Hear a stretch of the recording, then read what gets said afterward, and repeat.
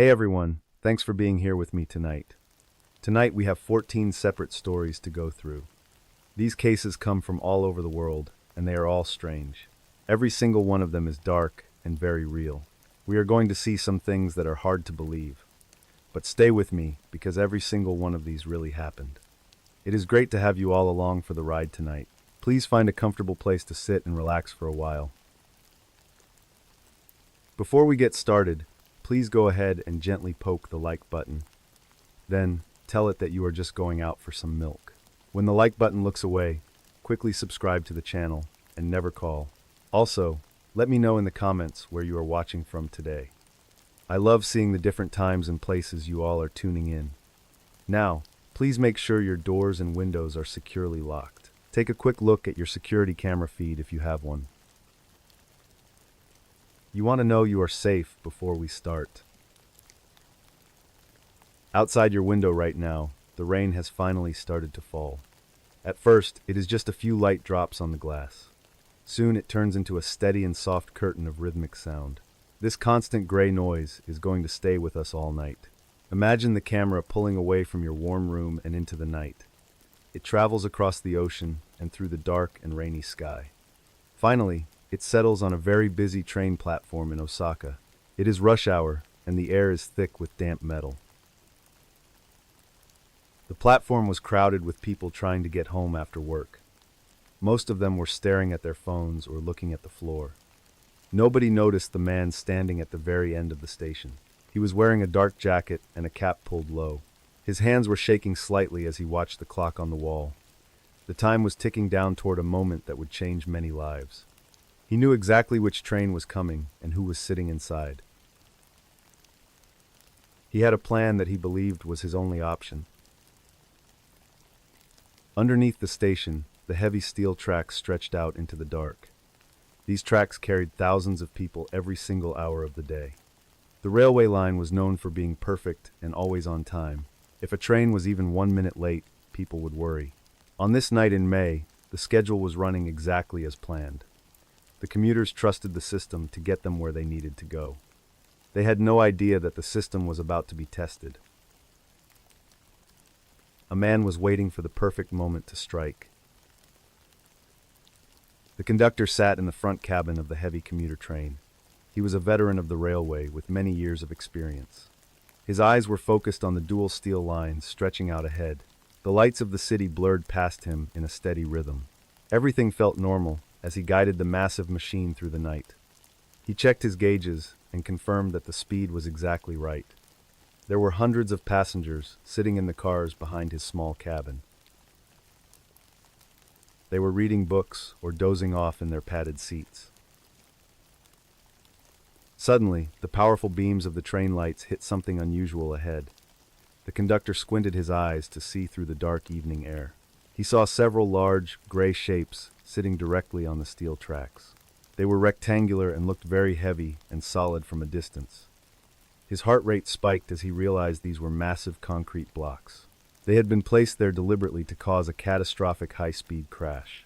There was no time to wonder why they were on the line. He reached for the heavy red lever of the emergency brakes. The screech of metal on metal filled the cabin and the cars. Sparks flew from the wheels as the train fought against its momentum. Passengers were thrown forward in their seats as the massive weight shifted. The sound of the braking system was like a scream in the night. The conductor held his breath and gripped the controls with white knuckles. He watched the concrete blocks getting closer and closer to the front glass. It felt like time had slowed down to a crawling pace. Every second felt like an hour as the train tried to stop. The train finally came to a complete halt, just feet away. The silence that followed was heavy and filled with thick white smoke. The conductor sat still for a moment and tried to catch breath. He had managed to stop the train before a disaster could occur. He picked up the radio and called for an emergency response team. Behind him, the passengers were starting to stand up and look around. They were confused and scared, but they were all still very much alive. Nobody understood that they had just escaped a very terrible fate. The date was May 19, 2007, in Osaka, Japan. To understand why this happened, we have to look at a woman. She was a young professional who had been living in the city. For a long time, she had been dating a local man. Their relationship had been difficult and filled with many different small arguments. Eventually, she realized that things were never going to get any better. She decided that she needed to make a big change in life. She made plans to move far away to a different country. She had secured a job and bought a plane ticket for Japan. Her flight was scheduled to leave from the airport very soon. She spent her final days packing up her apartment into small boxes. She wanted a fresh start and a chance to live her life. Her boyfriend did not take the news of her departure very well. He pleaded with her to stay and promised that he would change. He sent her dozens of messages every single day for several weeks. But she had made up her mind and was ready to go. The man felt his world was falling apart as the day neared. He could not accept that she was really going to leave him. He believed that if he could just keep her in Osaka, then he thought he could win her back if she missed the flight. He began to think of ways to delay her final journey out. His mind went to the train she would take to the airport. He knew the exact schedule of the line she always used. A dark and dangerous idea began to form in his head. He drove to a local construction supply store and bought heavy materials. He loaded several large concrete blocks into the back of his car. Each of these blocks weighed about 200 pounds of solid stone. They were meant for building walls and heavy-duty industrial foundations. He also bought thick gloves and a heavy crowbar for his work. He waited for the sun to go down so he could move. He drove his car to a remote section of the tracks. This area was dark and far away from any major roads. The man climbed over a tall chain-link fence near the tracks. He carried the first massive concrete block toward the steel railway line. It was exhausting work, and he was sweating through his dark clothes. He placed the heavy block directly on top of the cold metal. Then he went back to the car to get the second one. He spent over an hour moving the debris onto the active line. He was convinced that this would only cause a minor train delay. He thought the train would just stop and wait for help. After finishing his work, he hid in the shadows to watch them. He wanted to see the result of his desperate and illegal act. He hoped the tracks would be blocked for at least several hours. In his mind, this was a romantic gesture to keep her close. He did not consider the physics of a speeding metal train car. He did not think about the fire or the potential for death. He only thought about the airport gate closing without his girlfriend inside. He was blinded by his own obsession and his selfish heart. The police arrived at the scene very quickly after the train stopped. They found the concrete blocks and began to document the entire area. Detectives noted that the blocks were too heavy to have moved alone. It was clear that someone had spent a lot of effort here. They began to search the perimeter for any signs of the suspect. They found fresh footprints in the soft mud near the metal fence. A witness also reported seeing a man lurking near the tracks earlier. The man looked devastated and was acting in a very strange way.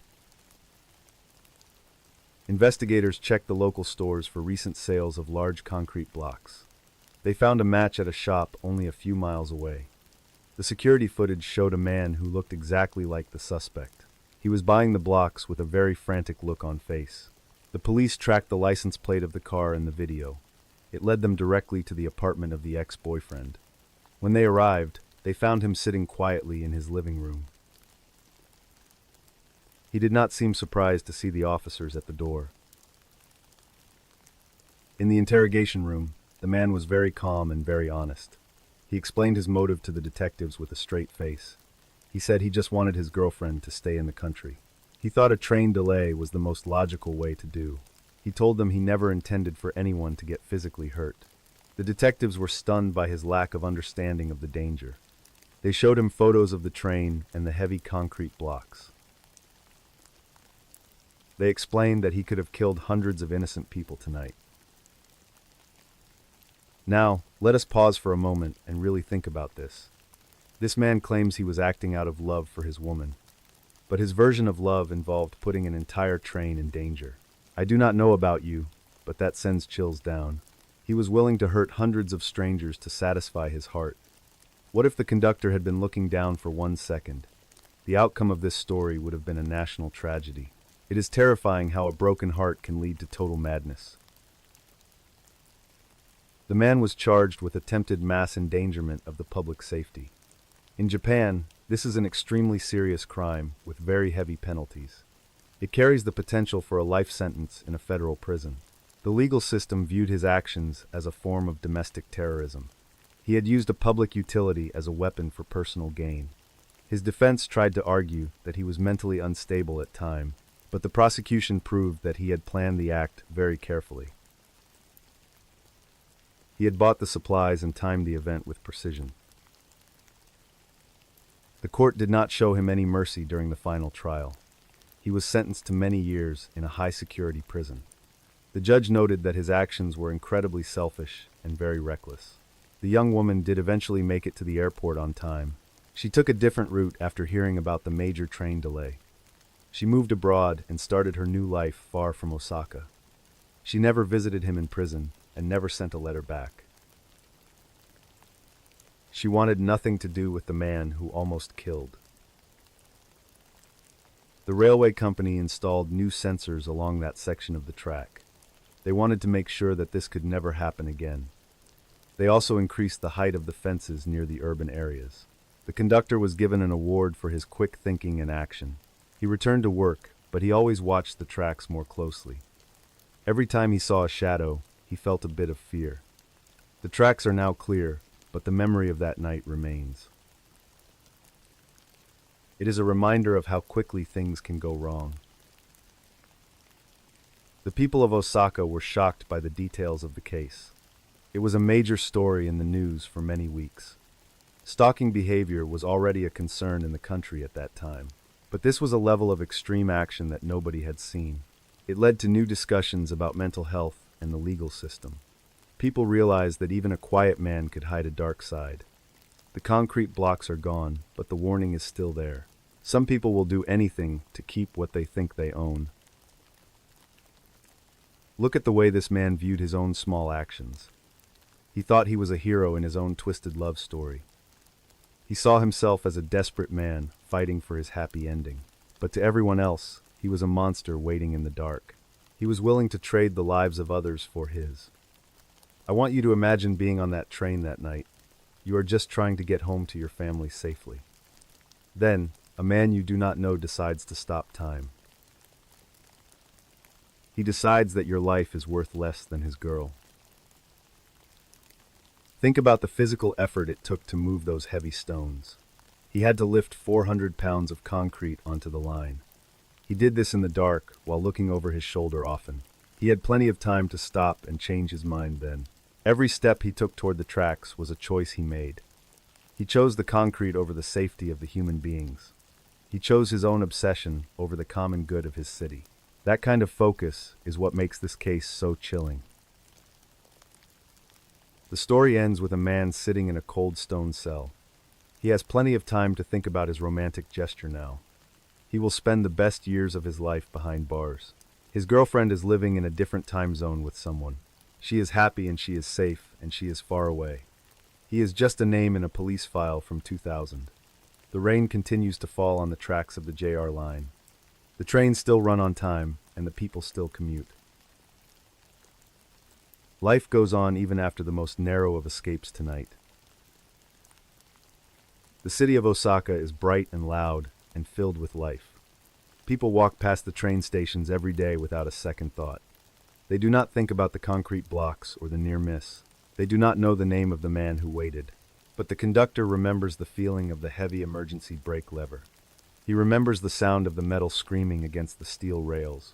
He remembers the sight of the gray blocks and the white lights. He knows how lucky everyone was on that night in May. The case is now a textbook example of public endangerment in Japan. It is studied by police and by students of criminal psychology.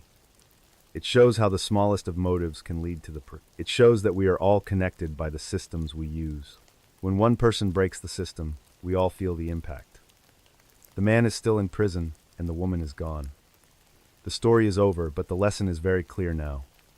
Do not let your heart drive you to the dark side. I hope this story makes you appreciate the quiet nights at home. We take our safety for granted until it is almost taken. We trust the world to keep turning and the trains to run. But sometimes, there is a man in the dark with a plan. Sometimes, the rain hides the things that are sitting on tracks. Stay alert and stay safe out there in the big world. There are many more stories to tell before the night is done. Let us move on to the next one together now. Leaving the metal rails of Osaka behind, we travel west across the sea. We arrive in South Korea, in the busy city of Gwangju. Below the city streets, there is a massive network of subway lines. It is a place of white tile and very bright lights. Thousands of people move through these halls every single day, but they do not know about the dark tunnels.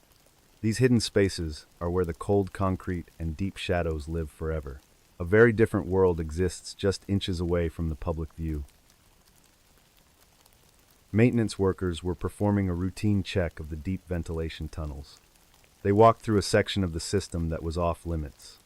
The heavy metal door had been locked tight from the inner side.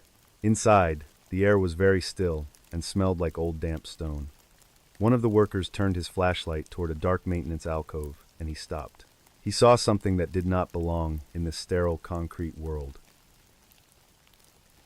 A young woman was lying on the ground in a very strange and twisted position. The police arrived and immediately cordoned off the entire subterranean station area. They were confused by the location of the body in the tunnel. This part of the subway was protected by high security doors. Only employees with special electronic keys could enter these specific maintenance zones.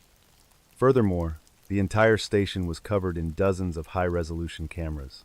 Investigators checked the footage from every single entrance and exit that night.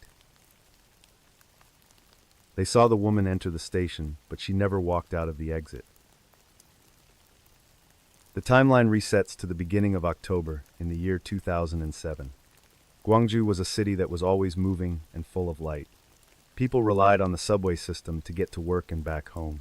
It was considered one of the safest ways to travel at night. The stations were clean, and the staff was always present in the halls. No one ever thought twice about walking through the long underground passages alone. It was just a normal part of life for everyone in the city. The victim was a young woman who worked a steady job in the city. She was known for being very punctual and always followed a routine. Every single night, she took the same train back to her apartment. She would walk through the turnstiles and wait on the crowded platform. Her life was simple and filled with the normal things people do. She had friends and a family who expected her to come home. On this specific night, she stepped onto the subway car, just like always. The train hummed as it moved through the dark tunnels under the earth. She sat on the plastic seat and watched the station lights flash by. It was late, and there were only a few other people in the car. She felt safe because the subway was her familiar path through the city. She did not notice anyone watching her as the train slowed down. When her stop arrived, she stood up and walked toward the sliding doors. She stepped out onto the quiet platform and began her final walk home. The station was mostly empty at this late hour of the night. Her footsteps echoed against the polished white tiles of the long hallway. She headed toward the exit that led to her neighborhood street. To get there, she had to pass by several heavy maintenance doors. These doors were usually closed and locked to the general public. They led into the guts of the station, where the machinery lived. She did not see any movement in the shadows near the metal frames. She just kept walking toward the stairs that led to the surface. Suddenly, a dark figure emerged from a small alcove in the wall. The woman did not have time to scream or even turn around. A pair of strong hands grabbed her and pulled her into the dark. She was dragged through a door that should have been locked shut. The heavy metal slammed into the frame, and the lock clicked into place. Outside on the platform, everything remained perfectly still and quiet as before. It was as if she had never even existed in that space. When the police found her body, they were met with a mystery. There were no signs of a struggle in the public hallway area. The maintenance tunnel where she lay was deep within the restricted zone. Detectives began to process the scene with great care and focus. They found that she had been strangled with a very thin cord. There were no fingerprints on her skin or on her clothing. The killer had been very methodical and left almost nothing behind.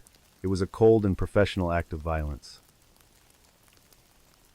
The investigation hit a wall almost immediately after the discovery. Detectives watched the surveillance footage from every single camera in the station.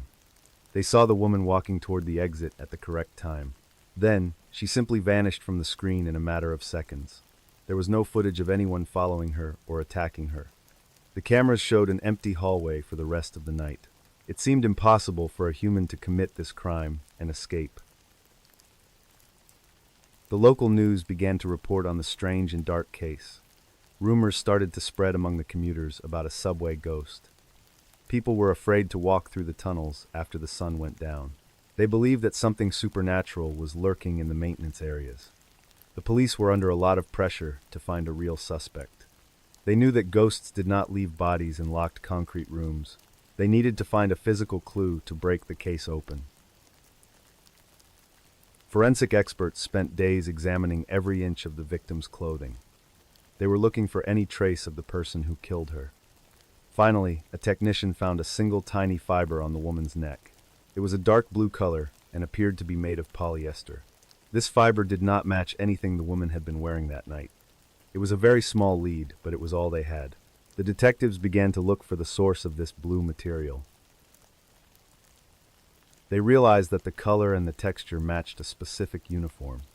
It was the exact material used for the subway security guard outfits. This realization changed the entire direction of the murder investigation. The police began to look at the people who worked in the station. They checked the duty logs for the night the woman disappeared. One name stood out among all the other security staff members. A guard had been on duty and was responsible for that zone. The detectives brought the guard in for a very long questioning session. He was a quiet man who had worked there for several years. He claimed that he had seen nothing unusual during his night shift. He said he had stayed in the security booth most of the time. The police checked his electronic key log and found something strange. His key had been used to open the maintenance door that night. He claimed that he was just doing a routine safety check. The forensic team compared the fiber from the neck to his uniform. It was a perfect match down to the very last thread. They also found a small scratch on his arm that he could not explain. The pressure in the interrogation room began to build up slowly. The guard started to sweat, and his story began to fall apart. He realized that the cameras had not saved him after all. He finally admitted that he was the one who took her. The guard had spent months studying the layout of the station cameras. He knew exactly where the blind spots were located in every hall. He had timed his movements so he would never appear on screen. He used his security key to wait inside the maintenance room. When he saw the woman walking alone, he knew it was time. He stepped out at the perfect moment to avoid the lens. He dragged her into the shadows where the cameras could not see. Look at the person who is supposed to keep you safe. I want you to really think about this for a moment. You walk past these guards every day and you trust them fully. You see the uniform and you feel a sense of security. But in this case, the uniform was the very thing that killed. We all assume that the people in charge are the good guys. I don't know about you, but that is a terrifying thought. The very man paid to protect her was her worst nightmare. The guard was charged with first-degree murder and kidnapping. The trial was held in a very crowded and emotional courtroom. The evidence of the fiber and the key logs was too strong. He was sentenced to life imprisonment without any chance of parole. The families of the victim were devastated, but they had answers. The man who thought he was a ghost was now a prisoner. He would spend the rest of his life in a concrete cell. The subway system in Gwangju went through a massive change after this. Every single camera was moved to eliminate every possible blind spot. New sensors were added to the maintenance doors to track every move. The public trust had been deeply broken by the actions of one man. It took many years for people to feel safe underground again. They still look at the security guards with a bit of suspicion. The tunnels are now bright, but the memory is still dark. Now, as you sit in your room, listen to the rain outside. Think about the silent tunnels running deep under the city streets. Imagine the cold white tiles and the heavy metal doors. You are safe in your bed with the doors locked tight. But some people are still working in the dark places tonight. We hope they are the ones who are there to help us. The world is a strange place, with many hidden corners. Stay close to the light and always watch your step. The cold and mechanical order of the Gwangju subway feels like a safe grid. Monitors and cameras track every single movement through the white-tiled halls of the city. But sometimes, the greatest chaos is found in the places that feel the warmest. We leave the metal tunnels behind and travel to the hills of Shizuoka, Japan. Here, the community gathers around long tables for a traditional and happy summer feast. Neighbors trust each other with their lives and their food in this quiet village. This sense of peace is about to be shattered by a very dark act. The summer sun was high over the small village in the Shizuoka region. Families gathered around long wooden tables to celebrate their annual community summer festival. Children ran through the grass while the older residents sat in the shade. Everyone was laughing and sharing stories about the local news and the harvest. They all reached for the colorful bento boxes that had been prepared together. Within minutes, the sound of laughter was replaced by a sudden and heavy silence. People began to drop their wooden chopsticks and clutch at their tight throats. A meal meant to celebrate life had suddenly turned into a tool of death. Neighbors watched in horror as their friends began to collapse onto the dry grass. The joy of the festival was shattered by the sound of sirens and screams. How could a simple lunch cause so much pain and suffering in an instant? This was a community built on a foundation of mutual trust and respect. Now, that foundation was crumbling under the weight of a very dark mystery. Someone had used a gift of food to commit a very terrible act. The timeline resets to the early morning of July 2, 2007. The members of the local neighborhood association were already busy in the kitchen. They were preparing hundreds of bento boxes for the big event that afternoon. These were Hinomaru lunches, which are a simple but very traditional Japanese dish.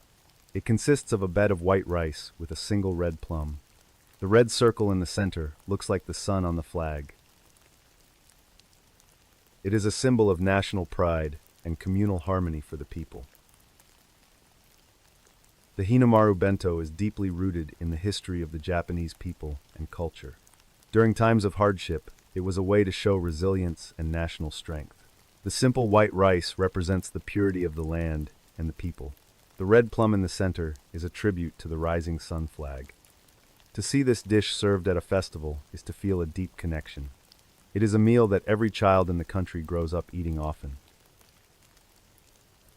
It represents the safety of home and the bond of the entire neighborhood. The women in the kitchen were chatting and laughing as they worked together. They washed the rice in large metal pots and steamed it until it was perfect. Everything was done by hand with a great deal of care and attention. They pride themselves on the quality of the food they served to their friends. To them, this was more than just a meal for the festival crowd. It was a way to show their love for the place where they lived. They had no reason to suspect that a killer was watching them work. Nearby, a man watched the busy kitchen from the window of his quiet house. He had lived in this village for his entire life, but felt like an outsider. For many years, he had been involved in a bitter fight with his neighbors. The dispute was over a small strip of land and a boundary fence. He felt that the neighborhood association had treated him very unfairly in the past. To him, the laughter coming from the kitchen was a personal insult to his pride. His heart was filled with a cold and very deep sense of resentment. The dispute began over a fence that was only a few inches out of place. To most people, this would be a small matter that could be fixed easily.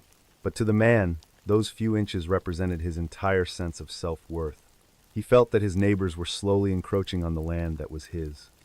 He spent hours measuring the boundaries with a worn-out yellow tape measure in hand. Every time he saw his neighbors, he felt a burning surge of pure anger. He began to keep detailed logs of every time they walked near his grass. The man waited for the perfect moment when the kitchen was finally left empty. The women had gone outside to set up the tables for the hungry guests. He walked slowly toward the large pots of steaming white rice on the counter. In his hand, he held a small bottle filled with a dark green liquid. This was paraquat, a very powerful herbicide used to kill stubborn weeds in fields. It is a highly toxic chemical that causes the lungs to stop working correctly. He poured the entire bottle into the rice and stirred it in quickly. The poison was colorless and tasteless once it was mixed with the warm rice grains. The man slipped out of the kitchen before anyone could see his face clearly. Soon, the bento boxes were filled and carried out to the festival tables. The residents began to eat the lunch with great enthusiasm and happy smiles. 2 elderly residents finished their entire portions of the poisoned rice within a few minutes. They were the first ones to feel the effects of the toxic chemical. Their breathing became very shallow and their faces turned a pale shade of gray. Inside the local hospital, the scene was one of total desperation and fear for all. The doctors had never seen so many patients with these specific and rare symptoms. They had to quickly identify the cause before more people lost their lives that day. The victims were gasping for air as their lungs began to fill with fluid. The families were gathered in the waiting room with tears streaming down their faces. They did not understand how a festival could end in such a medical nightmare. The smell of antiseptic and terror filled the long and crowded hospital halls. Medical teams arrived at the scene to find a scene of total and absolute chaos. Dozens of people were complaining of severe stomach pain and a burning in their throats. Most of the victims were elderly people who were more vulnerable to the toxin. The paramedics worked quickly to stabilize the patients and rush them to the hospital. 2 of the residents did not survive the journey in the back of the ambulances. The festival was immediately shut down, and the police moved in to investigate. They began by taking samples of all the food left on the tables. The laboratory results came back and confirmed the presence of a high dose of paraquat. This chemical is restricted and is known to be incredibly dangerous to humans. It does not act instantly but causes a slow and very painful internal damage. The police knew that the poison must have been added during the cooking process. They interviewed the women who had prepared the lunch in the communal kitchen. None of them could remember seeing any strangers in the building that morning. This meant the killer was likely a member of the village itself. Detectives began to look for anyone with a motive to hurt the neighborhood association. They looked into the records of past disagreements and small legal fights in the village. One name kept appearing in the files related to land disputes and boundary issues. This man had a reputation for being very difficult and very aggressive with others. He had lost several arguments regarding the placement of a new wooden fence recently. The police decided to pay him a visit at his home near the station. He seemed very tense and was unwilling to look them in the eye. The man was known by the local police for his many previous noise complaints. He would call the station if a neighbor's dog barked for more than a minute. His house was kept in a state of perfect and almost obsessive neatness at all times. He did not have any friends and rarely spoke to anyone on his street. When he did speak, his words were often sharp and filled with a hidden venom. He viewed the world as a place that was constantly trying to take from him. This paranoia was the fertile ground where his dark plan began to grow. During the search of his property, the police found something very interesting in a shed. They discovered a half-empty bottle of the same herbicide found in the bento. The man claimed that he used the chemical to manage the weeds in his garden. However, the forensics team found traces of white rice on the rim of the bottle. This was the locking clue that linked him directly to the crime scene that day. They also found a witness who saw him walking away from the kitchen. The man realized that his plan had been exposed by his own mistakes. The man had planned the attack for several weeks leading up to the festival. He knew that the Hinomaru lunch would be the centerpiece of the local celebration. He watched the schedule of the kitchen workers to find the perfect gap in time. When the women stepped away to move the tables, he made his move. He knew that the poison would be impossible to detect once it was stirred. He wanted to punish the whole village for the way they treated him. He sat in his house and waited for the screams to finally begin. The truth of the Hinomaru poisoning sent shockwaves through the entire country of Japan. People could not believe that a simple land dispute could lead to mass murder. The man was arrested and charged with multiple counts of homicide and poisoning. He showed very little remorse for the lives he had taken so cruelly. He felt that he was the victim of a conspiracy by the neighborhood association. The legal process moved quickly, as the evidence against him was very strong. The village of Shizuoka was changed forever by his one selfish act. Let us pause for a moment and look at the deep irony here. I want you to really think about this for a long minute now. The Hinomaru bento is a symbol of national unity and the community spirit. This man turned that very symbol into a vehicle for his own deep hate. He used the trust of a shared meal to deliver a lethal dose. I do not know about you, but that fact is truly haunting. The very thing meant to nourish life was used to destroy it. The man was found guilty on all counts during a very publicized trial in court. He was sentenced to death for the cold and calculated murder of his neighbors.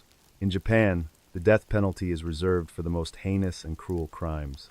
His actions met every criteria for the ultimate punishment under the local law. He was taken to a high-security facility to wait for his final day. The court noted that he had violated the most basic laws of human society. He had attacked the very heart of the communal life he lived in. During the trial, the prosecution played a recording of the man's initial police interview. His voice was cold and lacked any trace of empathy for the people he killed. He spoke about the land dispute as if it justified the loss of life. The gallery was filled with the survivors who were now suffering from lung damage. They had to listen as he blamed them for forcing his hand to take action. The judge looked at the man with a look of pure and absolute disgust. It was clear that he would never be allowed to walk free again. The village of Shizuoka struggled to return to a sense of normal life after this. The tradition of communal cooking for the summer festival was ended for good. People began to feel afraid to share food with their own neighbors and friends. The empty chair in the kitchen was a constant reminder of the trust lost. The fences that the man fought over are still standing in the rural hills, but the harmony of the community has been shattered by a single bottle of green poison. It is a scar that will never fully heal for the survivors. The families of the two elderly residents who died are still mourning their loss. They remember their loved ones as people who cared deeply for the village. They had spent their lives building the very community that was attacked that day. To lose them over a petty argument about land feels like a cruel joke. Every year when July arrives, the people of the village feel a heavy heart. They look at the sun in the sky and think of the red plum. They remember the day that a bento box became a coffin for the innocent. The use of paraquat in this crime led to a review of how chemicals are sold. The government realized that such a lethal toxin should not be easily accessible to all. New regulations were put in place to track the sale of industrial herbicides more strictly. This change came too late for the people who suffered in the Shizuoka village. They had to learn the hard way that a tool for the field is a weapon. The green liquid is now locked away behind much tighter and more secure doors. But the lesson of its power is one that nobody will ever forget. Today, the village is very quiet when the sun goes down over the green hills. The laughter that once filled the festival grounds is now a distant and fading memory. People keep their doors locked and their windows closed during the summer nights. They do not gather in the same way they used to many years ago. The trust that was the foundation of their life has been turned into dust. A man who wanted to protect his land ended up destroying the entire community. He left behind a legacy of fear and a very deep sense of sorrow. One of the lead detectives on the case still thinks about the crime scene often. He remembers the smell of the steamed rice mixed with the chemical scent of poison. It was a sensory detail that haunted his dreams for many months after the arrest. He had seen many dark things in his career, but this was different and worse. It was the calculated nature of the act that stayed with him the most. The man had stirred the rice with a steady hand and a cold heart. He had watched his neighbors eat while knowing exactly what would happen next. The survivors who ate only a small amount of the rice still face health issues. Paraquat does permanent damage to the lungs and the liver of the human body. Many of them struggle to breathe when the air is cold or very damp. They carry the physical weight of that festival day with them every single hour. Their bodies are reminders of the hate that was poured into their communal meal. They are lucky to be alive, but their quality of life has been diminished. They are the living witnesses to a crime that was born of a petty grudge. The house where the killer lived now sits empty and overgrown with wild green weeds. Nobody wants to live in the place where such a dark plan was created. The land he fought so hard for is now being reclaimed by the earth. A small wooden fence stands near the property line as a silent and lonely marker. It is a symbol of a man who cared more for dirt than for people. The sun sets behind the hills, and the shadows grow long over the quiet valley. The bento boxes are gone, but the story of the poison remains forever. As we leave the quiet hills of Japan, we move toward a different landscape. Imagine the gray fog lifting from a bridge in a very large and busy city. The sound of cars replaces the silence of the rural Shizuoka village valley. We are heading toward London, where the air is filled with the mist of rain. Here, a different kind of poison is being carried through the crowded streets. A man is walking with an umbrella, and he has a very specific target. The shadows of the Secret Service are waiting for him on the bridge. In the hills of Shizuoka, a common weed killer was used for murder. It was a local tragedy that came from a petty land dispute. However, poison is often used as a weapon for much larger groups. We leave the quiet village behind and travel to the city of London. A man is walking across a large bridge during a very busy day. He is holding an umbrella, but the weather is quite dry and warm. He is focused on a person walking just a few feet away. This encounter will change the history of the Cold War forever. Georgy Markov was walking across Waterloo Bridge on a late September afternoon. He was a writer who had escaped from a very strict country. He felt a sharp and sudden sting on the back of his leg. He turned around and saw a man picking up an umbrella quickly. The stranger muttered an apology in a heavy and very thick accent. He then walked toward a waiting car and disappeared into the traffic. Georgy did not think much of the small prick at the time. He continued his walk toward the office of the Global News Service. How did a tiny sting from an umbrella become a legendary cold case? This mystery would baffle the greatest minds of Scotland Yard for many decades. It is a story of spies and hidden labs and very lethal chemicals. A single moment on a bridge led to a national forensic search. The world would eventually learn about the dark secrets of the Secret Service. But in the beginning, it just felt like a very small accident. No one could have predicted the global impact of this one specific day. The truth was hidden under layers of government lies and silent shadows. The timeline moves forward to the year 2007 in London. This was a year of new forensic pushes and deep archival searches. Investigators were looking into the files released from the Bulgarian Secret Service archives. They were searching for the truth about the famous umbrella murder from long ago. New documents were coming to light that pointed toward a state-sponsored hit. The technology of 2007 allowed for a much deeper look. It was a chance to finally close a case that had been open. Georgy Markov was a man who lived his life with a constant fear. He was a famous dissident who had left Bulgaria for a better life. He worked for the British Broadcasting Corporation in the heart of London. He spent his days writing scripts that criticized the leaders of his home. He knew that his words were making very powerful people very angry. He had received many threats over the years from the secret police, but he believed he was safe in the middle of a busy city. He did not know that he was being hunted in plain sight. The threats were not just empty words sent through the local mail. The Bulgarian government viewed him as a major threat to their public image. They wanted to silence his voice before it reached more people in Europe. They turned to their allies in the Soviet Union for a solution. The KGB had a specialized department that created very exotic and silent weapons. They designed an umbrella that could fire a tiny and lethal metal pellet. It was a weapon made for a crowd where no one would notice. The plan was set for a hit on the London streets. On that day in September, Georgy was simply trying to get to work. He walked across the bridge with his mind on his next writing project. When he felt the sting, he assumed it was just a nudge. He saw a man with an umbrella and did not think twice. The man looked like any other person walking through the foggy London air. He did not look like a trained assassin from a foreign land. Georgie went to his office and began his work for the day. He felt a little tired, but he ignored the feeling at first. By the time he reached his home that night, he was very ill. He had a high fever and felt a strange pain in leg. He looked at the spot where he felt the prick earlier. There was a small red mark that looked like a simple bite. He went to the hospital as his condition began to get worse. The doctors were very confused by his sudden and very rapid decline. They could not find any evidence of a common virus or bacteria. His organs began to fail one by one, in a specific order.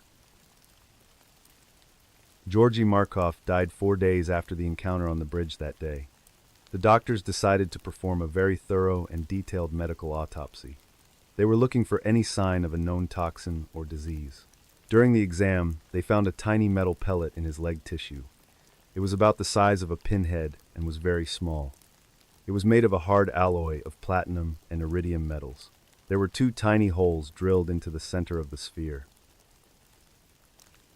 This was not a natural object found in a human body. The pellet was sent to a specialized laboratory for a chemical analysis.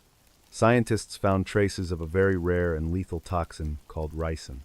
This poison comes from the seeds of the castor oil plant species. It is much more deadly than the venom of a cobra snake. There is no known antidote for ricin once it enters the blood. The tiny holes in the pellet had been sealed with a wax.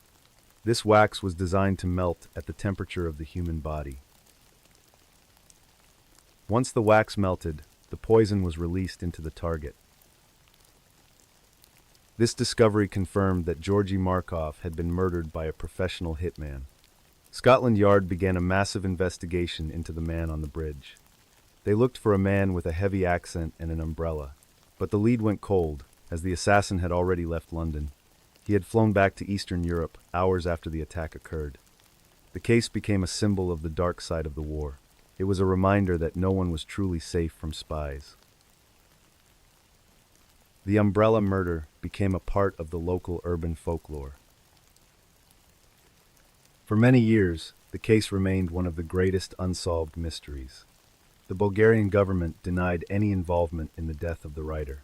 They claimed that the whole story was a plot by the West, but the mystery would not stay buried in the cold ground forever. In 2007, the archives were finally opened to the public. Investigators found the name of a man who worked for the service. He was known as Agent Piccadilly, and he was a professional spy.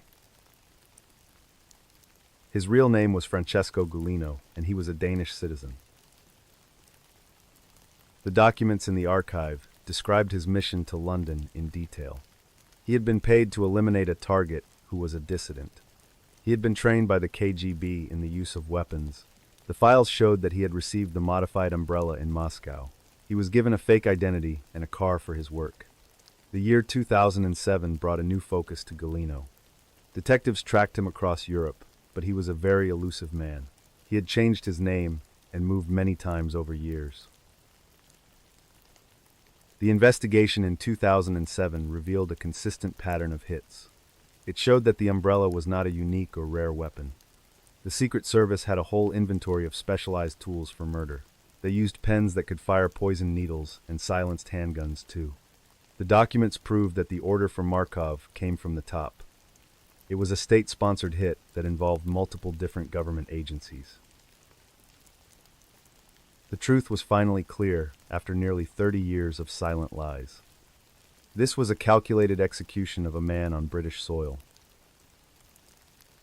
The parallels between the Markov case and newer events were very clear. In 2006, another man was poisoned in a hotel. Alexander Litvinenko was killed with a radioactive substance in a cup of tea. The world was reminded that the old ways had not changed. This sparked a renewed interest in the umbrella murder in 2007. It was a cold case that felt very hot and current.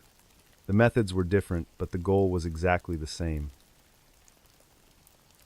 They wanted to silence those who spoke truth to the power. Think about human nature for a moment as we look at this. The desire for power can drive people to do truly terrible things. I want you to really consider the effort put into this. They designed a tiny pellet and a custom weapon to kill one. I do not know about you, but that fact is chilling. It shows a level of cold calculation that is hard to grasp. We like to think we live in a world of rules, but for some, the only rule is that the target must die. It is a very dark side of our shared humanity. The legal outcome of the case was very frustrating for the family. The statute of limitations in Bulgaria was set to expire very soon. This meant that no one could be charged for the old crime. Francesco Gulino remained a free man living somewhere in the European Union. He was interviewed by the police, but he never admitted to hit. He claimed that he was just a simple businessman at the time. The case was officially closed by the Bulgarian authorities in 2000. But the British police kept their files open for the truth. The aftermath of the case left a lingering impact on the world. It showed that dissidents are always at risk even in free lands. The story of the umbrella murder is still told in London. People walking across Waterloo Bridge sometimes look down at their own legs. They wonder if a nudge in a crowd is just a nudge. The case is a reminder of the hidden battles fought in secret. Georgy Markov is gone, but his words are still being read today. The poison could kill the man, but not his very ideas. The image of the umbrella is now a symbol of Cold War espionage. It represents a time when shadows were filled with very real threats. The tiny metal pellet is kept in a museum it is a piece of hardware that tells a story of death. The rain in London continues to fall on the busy bridges. People still carry umbrellas as they walk to their many office jobs. They do not think about the sting or the wax or poison, but the history of the bridge is now written in blood. As we move from the foggy bridges of London, the rain continues. It travels across the ocean to the green island of Ireland tonight. The sound of the rain on the glass is very constant now. We are heading toward the dark streets of the city of Dublin. Here, the crime is not silent or hidden like a poison pellet. It is loud, and it is mechanical, and it is heavy. A different kind of gang is preparing for a massive raid. They are not using umbrellas, but they are using heavy steel. We cross the Irish Sea and enter the city of Dublin tonight. The rain continues to sweep across the grey stone buildings of Ireland. It is a place where history is written on every old corner. But the history being made tonight is not found in a book. It is being made with the roar of a heavy engine. A stolen yellow excavator is rumbling down a dark and quiet street. The driver is not a construction worker out for a night shift. He is a man with a plan to tear down a wall. A car is set on fire in the middle of a street. It blocks the only path for any police vans to arrive.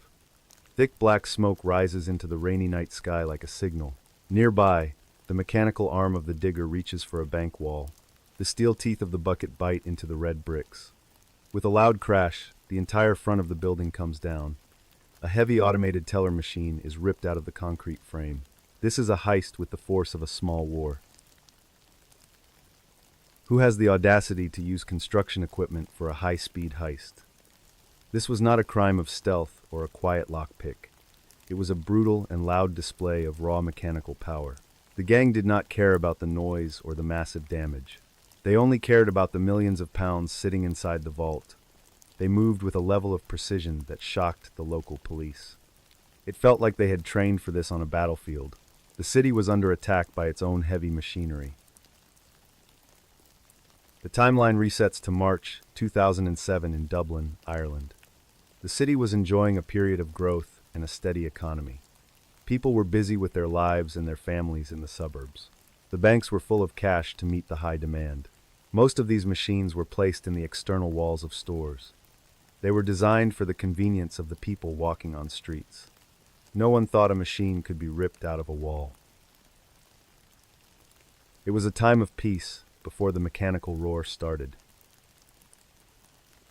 Imagine a quiet night at a small local convenience store in town. The owner is just finishing up the final paperwork for the day. He hears a heavy rumbling sound coming from the parking lot outside. He thinks it is just a late-night road repair crew nearby. He does not realize that his store is the primary target tonight. A stolen digger is positioned just 10 feet away from the glass. The driver is wearing a black mask and heavy work gloves. The peace of the night is about to be shattered forever. The investigation revealed that the gang had a very dark history indeed. Many of the members were former paramilitaries from the northern border regions. They had spent years fighting in a long and very violent conflict. When the peace arrived, they found themselves without a job or cause. They decided to use their military skills for a common criminal profit. They knew how to steal heavy equipment and how to block roads. They treated the city of Dublin like a combat zone for wealth. The crime scenes were unlike anything the detectives had ever seen before. Entire bank facades were missing, and piles of rubble covered the paths. The automated teller machines had been dragged away using heavy steel chains. The thieves left behind a trail of oil and shattered red bricks. It looked like a bomb had gone off in the middle of town. The police were always 5 minutes too late to catch the gang. The burning cars kept the response teams far away from the action. The gang spent weeks scouting for the perfect locations for their raids. They looked for stores with easy access to the main highway roads. They also looked for nearby construction sites with heavy excavators and diggers. These machines are very easy to start without a proper ignition key. The gang would steal a digger and drive it to the bank. They worked in teams of 6 to 10 men for each raid. Every man had a specific job to do in the team. One group was responsible for stealing the cars used for the roadblocks. They would find older models that were easy to hotwire quickly. Another group would scout the police stations to watch for any movement. They used high-powered radios to listen to the official police frequencies. They knew exactly when the call for help was sent out to cars. This allowed them to time their escape to the very second. They were always one step ahead of the law in Dublin. The mechanics of the robbery were actually quite simple but very effective. They would wrap a heavy steel cable around the cash machine vault. Then, they would use the digger to pull the machine backwards. The force would rip the bolts directly out of the concrete floor. Once the machine was loose, they dropped it into a truck. The whole process took less than 3 minutes from start to finish. They were gone before the smoke from the cars cleared away. The city was gripped by a sense of fear and deep frustration. People were afraid to use the cash machines at night in town. The banks were losing millions of pounds in cash and property damage. The police established a special task force to hunt the gang down. They began to monitor every construction site in the Dublin area. They also started to use secret surveillance cameras on the main roads. They needed one small mistake to break the case wide open. The break in the case came from a very small detail. A witness saw the gang dumping a stolen truck in the woods. They dropped a single black balaclava in the tall green grass nearby. The police recovered the mask and sent it to the forensic lab. They found a tiny sample of DNA on the inner fabric. This sample matched a man with a long history of extremism.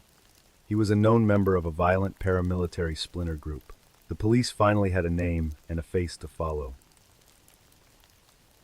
The detectives began to track the man and his close associates. They discovered that the gang was meeting in a remote farmhouse. This house was located deep in the countryside, far from the city. The police used long-range lenses to watch the daily activities there. They saw the men practicing with a stolen excavator in a field. They were timing their movements and practicing the heavy cable hooks. It was clear that another massive raid was being planned soon. Now, stop for a moment. I want you to really think about this. These men were once soldiers fighting for a very specific political cause, but they reached a breaking point where they stopped being citizens. They became warlords who used their skills for a common criminal profit. I do not know about you, but that shift is terrifying. The very person who claims to fight for you is robbing you. Imagine the cold and empty feeling of seeing your city destroyed. The police decided to set a massive trap for the next raid. They identified the most likely target for the gang's next big hit. They hid a team of tactical officers inside the dark bank building. They also had a helicopter waiting miles away with the lights off. The gang arrived at 3 in the morning with a digger. They set the cars on fire and moved toward the wall. They had no idea that the police were watching every move. The trap was set and ready to be sprung on them. As the digger hit the wall, the tactical team moved in fast. They used flash grenades to disorient the drivers and the lookouts. The gang tried to flee into the dark woods behind the bank, but the helicopter used heat cameras to track them through the trees. Every single member of the gang was arrested within 1 hour. The police found the stolen cash from the previous raids nearby. The hole-in-the-wall gang had finally been brought down. The legal outcome for the gang was very harsh and very long. The ringleaders were sentenced to 20 years in a high-security prison. The court noted the military nature of their crimes and the damage. They were charged with robbery and arson and endangering the public lives. The people of Dublin felt a great sense of relief that day. The mechanical raids had finally come to a very loud end. The justice system had sent a clear message to the extremists. The aftermath of the raids changed the city of Dublin for good. Every bank in Ireland had to be rebuilt from the ground. The cash is now hidden behind feet of reinforced cold steel. The machines are no longer kept in the external brick walls. They are moved deep into the heart of the concrete buildings. The convenience of the people was traded for a higher security. The jagged holes in the walls have been patched up now, but the scars of the raids are still visible to those who look. The story of the gang is a reminder of a dark time. It shows how easily war skills can turn into simple greed. The heavy yellow machines are now back on the construction sites. They are building new homes and offices for the people of Dublin. But when the wind blows through the city at night, people listen. They listen for the sound of a heavy engine in the dark. They remember the night the walls came down in the rain. The city is safe now, but it is much more guarded. As we leave the rubble of Dublin, we head south again. The rain follows us as we move toward the African coast. We are looking for a different kind of police officer tonight. These men do not build walls. They use them to hide. They wear the uniform of the state, but they have dark hearts. The blue lights of their cars are a signal of danger ahead. Imagine a long and lonely highway under a very dark sky. We are moving into the world of the blue light bandits. In the city of Dublin, the law worked to rebuild walls. They fought to keep the greedy from taking what was not theirs. But on the roads of South Africa, the law was different. The very people paid to protect were the ones hunting for prey. A blue light in the mirror is usually a sign of safety. For many drivers, it was the start of a total nightmare. The protection of the state became the predation of the highway. It was a dark twist on a trusted public signal. The uniforms did not represent safety anymore on the long roads.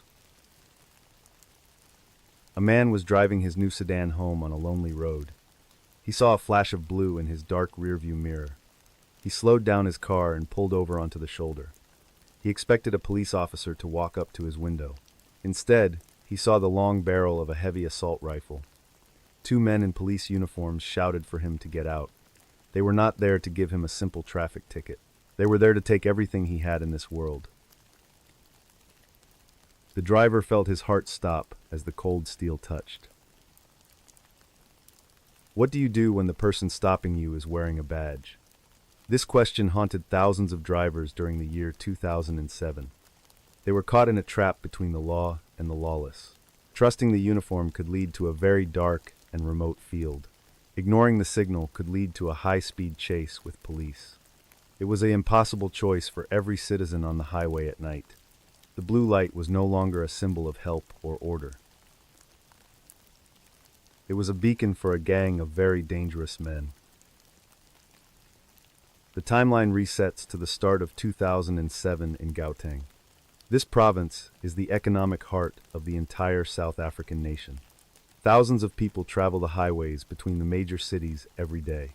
Most people are just trying to get home to their families safely.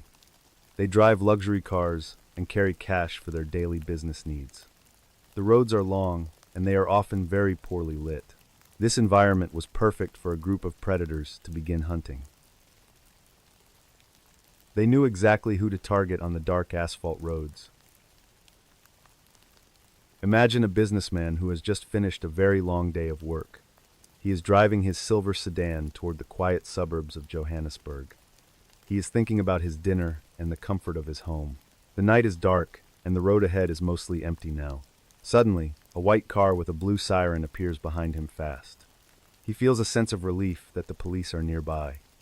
He pulls over near a bridge and waits for the officer. He has no idea that his life is about to change. The car that pulled him over looked like an official police vehicle. It had the correct markings and the high-powered blue flashing lights. The men who stepped out were wearing the full state police uniform. They walked with a professional gait that suggested they were on duty. One man carried a clipboard while the other rested a hand on. The driver rolled down his window and offered a polite evening greeting. He did not see the masks hidden in their dark tactical pockets. He only saw the authority of the government in their cold eyes. Suddenly, the professional act was dropped for a much more violent reality. One of the men smashed the driver's side window with a hammer. They grabbed the businessman and dragged him into the back of the car. He was blindfolded, and his hands were tied with heavy plastic zip. They threw him onto the floor of the white unmarked police vehicle. The engine roared as they sped away from the side of highway. The man realized that the police were actually his kidnappers that night. He was trapped in a moving prison with no way out. The gang drove for many miles into the deep and rural country. They stopped at several different automated teller machines along the dark path. They used the man's debit cards to withdraw every single pound available. They threatened to kill his family if he did not give them. He could hear the sound of the machine counting out the men laughed as they stuffed the cash into their pockets. They did not care about the man's fear or his desperate. To them, he was just a source of easy and fast. After they had taken all of the money, the car stopped. They dragged the man out into a field of tall grass. He was sure that he was going to be executed there. The men told him to count to 100 very slowly. They said they would shoot him if he turned around early. He stood in the dark and listened to the car leave. The sound of the engine faded into the quiet night air. He was alone and shaking in the middle of nowhere tonight. He had been robbed by the people meant to protect. This same scenario began to happen all over the Gauteng province area. More and more drivers were reporting these blue light gang robberies. The victims all described the same white car and the uniforms. They said the men acted like they were real police officers. The stories were so consistent that the public began to panic. People stopped pulling over for any police car at night in. They were afraid that every blue light was a potential trap. The trust in the South African police service was dying fast. The official police leadership was deeply embarrassed by the growing crime wave. They insisted that the gang was just using stolen uniforms and they claimed that civilians were being fooled by a clever fake. A massive investigation was launched to find the source of the Detectives began to track the locations of every single reported robbery. They found a pattern that suggested the gang had inside knowledge. The criminals seemed to know exactly when the real patrols were. This pointed to a very dark possibility within the police force. A secret internal affairs team was formed to investigate the whole precinct. They began to monitor the movements of several different off-duty. They used GPS trackers on the official police vehicles in the WUD. They also looked into the bank accounts of many young officers. They found that some men were spending far more than salary. These officers were buying expensive jewelry and high-end sports cars. They were living like kings on a simple salary of the team knew they were very close to the dark truth. The break in the case came from a very brave victim. He had managed to peek under his blindfold during the kidnapping. He saw a unique tattoo on the arm of a kidnapper. He also noticed a specific serial number on the officer's rifle. He gave these details to the internal affairs team during They cross-referenced the number with the official weapon storage logs.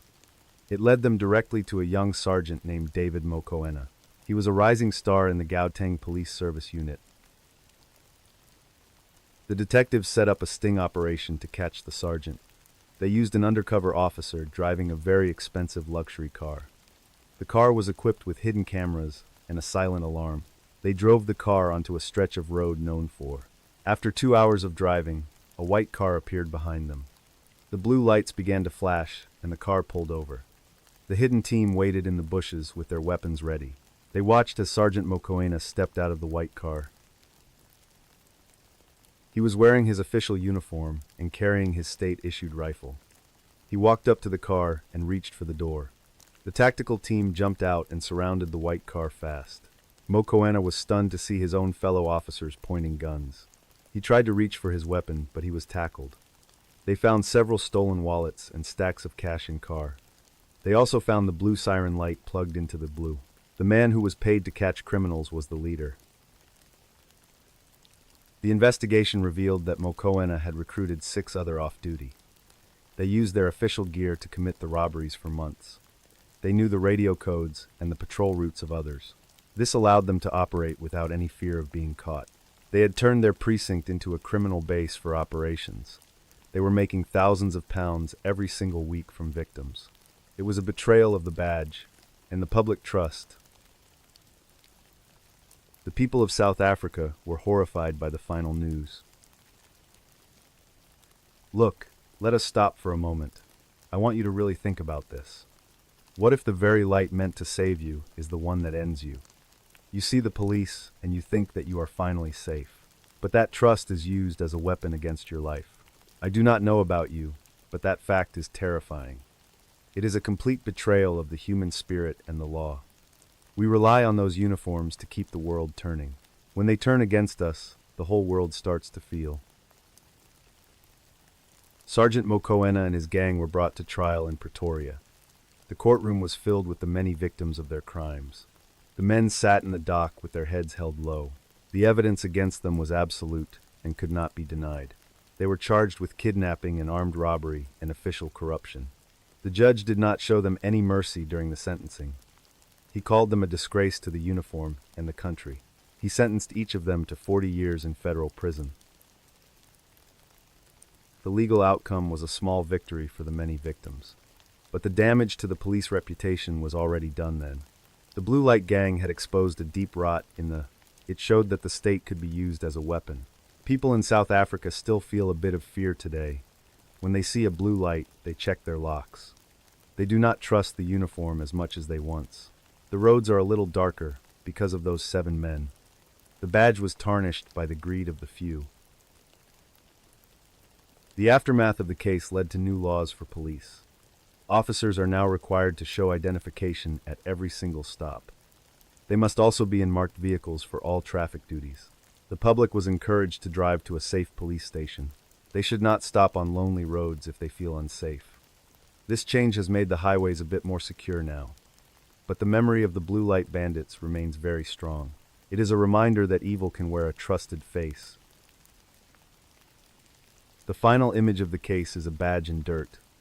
It was dropped by one of the officers during the arrest. It lay next to a pair of cold steel handcuffs there. The sun set over the field and the metal glinted. It was a symbol of a fallen and very broken law. The rain began to fall and washed away the dust slowly. The roads are quiet now, but the ghosts are still. We must always be careful of the lights in the dark. You never know who is really behind the blue flashing. The story of the bandits is a lesson in human nature. It shows that power can corrupt even the best of men. We want to believe in the goodness of the law always, but we must also be aware of the shadows within it. The highways of Gauteng are long and they are very deep. They hold many secrets that are only revealed by the light. Sometimes that light is blue and it is a warning. Stay safe and keep your doors locked on the long roads. The night is far from over for us tonight. As we leave the dark highways of South Africa, we travel. The rain continues to fall as we cross the ancient sands. We are heading toward the land of the pharaohs in Egypt. Here, the crime is not about money on a road. It is about the very history of a whole nation. A man in a high office is looking at gold. He is thinking about how to move it out of. The ancient dead are being packed into small diplomatic pouches. We are entering the world of the pharaoh's smuggling ring. Imagine the hot sun beating down on the city of Cairo. The dust of thousands of years is in the warm air. We are going inside the Ministry of Culture where a man is signing papers that will sell his own past. He is the guardian of the tombs and the treasures, but he is also a master of a global theft. The artifacts are being readied for a journey to the diplomatic mail is the perfect way to hide a secret war for history is being fought in silence. The pharaohs have been sleeping for many thousands of years in. They were buried with gold and jewels for the afterlife journey. But the living have a different plan for their gold now. They want to turn the ancient items into modern cash fast. They are willing to loot the graves of their own kings. The corruption goes all the way to the very top office. It is a heist that spans across many different foreign. The treasures of the Nile are being stolen by the waif. We are moving into the heart of a grand conspiracy. The investigation will reveal a web of lies and deep greed. It will show how diplomatic status was used to steal history. The authorities are watching the airport and the mail very closely. They are looking for a sign of the missing gold items.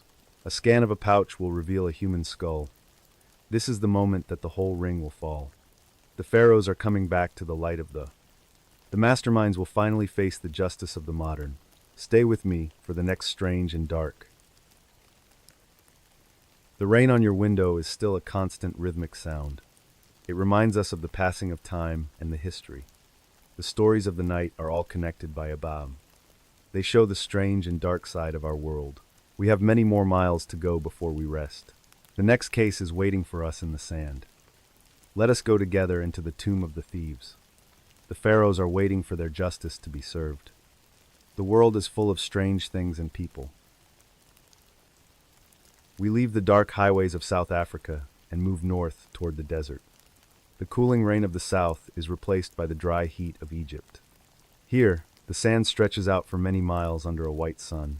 The ancient stones of Cairo hold secrets that are thousands of years old now. We are moving from a world of modern roads to a land of tombs. The crime here is not about cash from a bank machine today. It is about the very soul and history of a whole nation. The treasure of the pharaohs is being packed into secret boxes tonight. A heavy diplomatic pouch sat on the silver conveyor belt at the Cairo airport. It was marked with official seals that should have made it completely untouchable. A security officer watched the gray image on his glowing computer monitor screen. He saw the usual shapes of papers and small office supplies at first. Then, he leaned forward and squinted his eyes at a very strange shape. It looked like the hollowed-out eyes of a human skull inside the bag. This was not a normal piece of mail for any embassy to send. The officer felt a cold shiver run down his spine in the heat. How did the man in charge of protecting history become the one selling it? This question would lead to the biggest artifacts bust in the history of Egypt. It is a story of deep corruption and greed in the highest offices. A massive international smuggling ring was operating right under the noses of the law. They were moving thousands of pieces of national heritage out of the country. They used their status to bypass every single security check and official rule. The ancient dead were being traded for modern money by the very elite. It was a heist that threatened to empty the tombs of the kings. The timeline resets to the month of September in the year 2007. Cairo was a city that lived between the ancient world and the modern day. Tourists from all over the globe came to see the wonders of the Nile. They walked through the halls of the Grand Museum with a sense of awe. They looked at the gold jewelry and the mummified remains of the pharaohs. The people of Egypt took great pride in these symbols of their long past. They believed their history was safe behind the thick stone walls of the state. The Grand Museum was a place of silence and very heavy and dusty air. It held the largest collection of ancient artifacts in the entire world today. Every single item was supposed to be cataloged and guarded by the state. The Ministry of Culture had hundreds of people working to preserve these treasures. They spent their days cleaning the gold and protecting the fragile papyrus scrolls. It was a job of great honor and very high responsibility for them.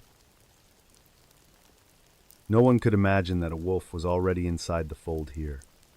The past was being prepared for a very dark and secret journey. The mastermind of the ring was a high-ranking official in the ministry. He was a man with a lot of power and a very expensive. He had spent his entire career rising through the ranks of the government. Everyone respected him and trusted his word on the matters of history. But he had grown tired of his modest salary and his quiet life. He saw the massive prices that Egyptian artifacts brought on the black market. He realized that he was sitting on a mountain of literal gold, and He decided that it was finally time to make his own fortune. The official began to recruit other powerful people into his secret criminal circle. He reached out to foreign diplomats who had special legal immunity in Egypt. These people could move bags across borders without being searched by customs agents. He also bribed airport workers and local police to look the other way. He created a web of corruption that reached into many different foreign embassies. Together, they planned to systematically loot the warehouses of the Grand Museum itself. They would take the items that were not yet on public display. It was a perfect plan for a very massive and global theft. The looting began in the dark corners of the many museum storage rooms. The official used his master keys to enter the rooms late at night. He selected items that were small enough to fit into a suitcase. He took gold rings and amulets that once belonged to ancient queens. He even took small mummified remains that had been wrapped in fine linen. Every item was a piece of the story of the human race. He packed them into crates and moved them to a secret location.